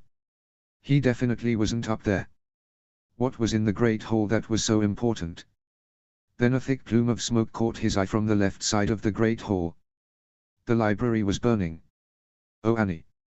Erik sighed under his breath. Of course she'd go to save the books. Hey, you deaf. I'm talk, the nearest man bellowed. Erik cut him off by sending the heel of his palm into the man's nose. It snapped and he howled. The men flinched in surprise, but Erik was already ducking into a side street. He had to get to Adriana before she did something supremely stupid, and he only had a few seconds to get there in time. When Adriana came to in the rubble of the street near where the house had been, she'd been dismayed to find that Erik was nowhere to be seen. She'd called his name and searched everywhere. But after a few minutes of searching in vain, she realized he must have been thrown farther away than her. Hurrying toward the clearer parts of the village made the most sense. What she saw in the streets and in the air was nothing like she'd ever experienced before. Unlike the rest of her family, Adriana had never been in a battle. She'd never been in a hand-to-hand combat fight before outside of training. She'd never seen the chaos of watching entire buildings turn to rubble and her people rallied together like sheep. She'd never seen streets slick with blood and fallen bodies. She'd tripped over something hard and fleshy and hit the ground painfully. Turning, she'd been horrified to find the broken body of Ben the baker, the sweet man she'd known her entire life who made desserts and home-baked goods. It was too much. Fleeing felt like cowardice. She wanted to protect her people, save who she could, but all she could think of was running. She'd lost Lily. She'd lost Erik. She'd left Darin. Darin. Her heart clenched painfully in her chest and she ground to a halt in a strangely quiet street. She took a moment to breathe and allow herself a brief rest. Dragons swooped overhead and blew fire and arrows at each other with ferocity. Their screeches echoed high into the air. The night sky, she realized, had waned. Though the sun had yet to rise, the edges of the horizon were lit with a soft, yellow glow. It was early morning. And no one had come to help them yet. Now she could clearly see Brandine's ships, which continued to lob weapons into the air and burning tar into the village. Spears and nets launched and caught dragons unaware, sending them hurtling to the ground. She looked away before she could see what happened next. As she sat there in stunned silence, emotions began to bubble in her chest. Anger and pain and frustration. So many lives were being lost, and for what? So Brandine could have his revenge. What did he hope to accomplish once he'd won? Did he expect to be at peace? To be able to sleep at night knowing that he'd avenged his father at last? No. He was a fool. A lost, empty fool, who sought nothing but to destroy others. She'd make him pay for all of this one day. Adriana looked up at the statue of her Poppy carved into the mountain. His face was stoic and mighty. She wished he was here. She wished her daddy was here. They had to know something was wrong, unless the battle on Braun had gone terribly. What if nobody was coming? A dark plume of smoke obscured her vision of Stoic the vast statue. To her dismay, she saw the smoke was billowing up from the library, just to the left of the great hall. Her heart twisted painfully. All of those books, those irreplaceable records. It would have to be one of the many things lost. Matilda would be devastated. Adriana's heart leaped. What if? What if Matilda was inside the library? She was always working late. She dusted those bookshelves when there was no dust. She treated that place as if it was a child of her very own and a parent that she treasured above all else. What if Matilda was there, trying to save her beloved books and scrolls? Adriana leapt from her hiding place and tore up the street. She would not lose Matilda, too. Not if she could do something about it. As she ran from one street to another, a group of soldiers clad in black and carrying nasty weapons shouted at her. She ignored them but grit her teeth as she heard them give chase. She had to lose them or Matilda would be lost. And given a choice between the two, she very much preferred the former. Adriana reached the end of the street and tore up the stairs, taking them 3 at a time. She'd never been one for exercise and agility, but she was grateful now for all the training she'd forced on herself the last few years. Now she was strong and fast, and she would not be stopped. Annie. Adriana nearly ate dirt on the final step. Whirling around, she saw Eric fighting the soldiers at the bottom of the stairs. She gasped and started down the stairs, but suddenly multiple things happened at once. No less than 4 soldiers streamed out of nearby streets and ran toward Eric. His knives flashed in the early morning air and the soldiers ducked back as he held the line for her. In seconds he would be overwhelmed. But what he didn't see was the burning ball of pitch and mortar that launched sky-high from a ship in the harbor, right toward them. Adriana saw it all in wide-eyed clarity. The fireball would hit the Great Hall. Right where she was standing. Eric would be fine. He was far enough away that he should hopefully be able to take cover. A few soldiers ducked by him and sprinted up the stairs toward her, weapons drawn. Adriana had very little choice. The library was too far away and was burning anyway. To leap off the stone platform and tumble down the steep hill would likely break bones or worse. To run forward was to lose her life on the enemy's weapons. An idea sprung to her mind and she realized she only had one option. One mad, crazy option. As if in slow motion, she saw Eric swivel to face her. He'd seen the fireball. Soldiers forgotten, he began sprinting up the stairs toward her. Adriana shook her head and set a hand on her chest. She wished she could apologize one last time for being such a fool. She wished they'd had more time. She wished she could see Darin one last time. I'm sorry. Then she turned and sprinted into the Great Hall. The warriors shouted at her in shock but she picked up speed. Most of the Great Hall was untouched, but it wouldn't be in seconds. The hall was filled with memories and smoke. She barreled past the ceremonial shields with her ancestors' faces, past the columns and the tables that held so many memories, that had fed her more than food, but friendship and family and life lessons. She was sweating profusely beneath her flight suit but she pressed on until she hit the back wall, fumbled through the smoke until she at last found the fake bracket in the wall that Finn had once shown her. Just as she pulled it, there was a flash of bright light, a searing heat and a deafening explosion boomed behind her. She threw herself into the opening but the force of the explosion threw her forward. She tumbled into the darkness amid flames and smoke and debris. A scream tore from her throat until she thought she'd become embers and dust. And then everything went black. No. No. No. No. No. Eric's head felt empty, but he might have been screaming it. He charged up the stairs toward Adriana, who set a hand on her heart. She gazed down at him for the span of a heartbeat and said something he couldn't hear. And then she turned and ran into the great hall. Into the great hall, which was about to burn. A rush of adrenaline coursed through him as his mind flashed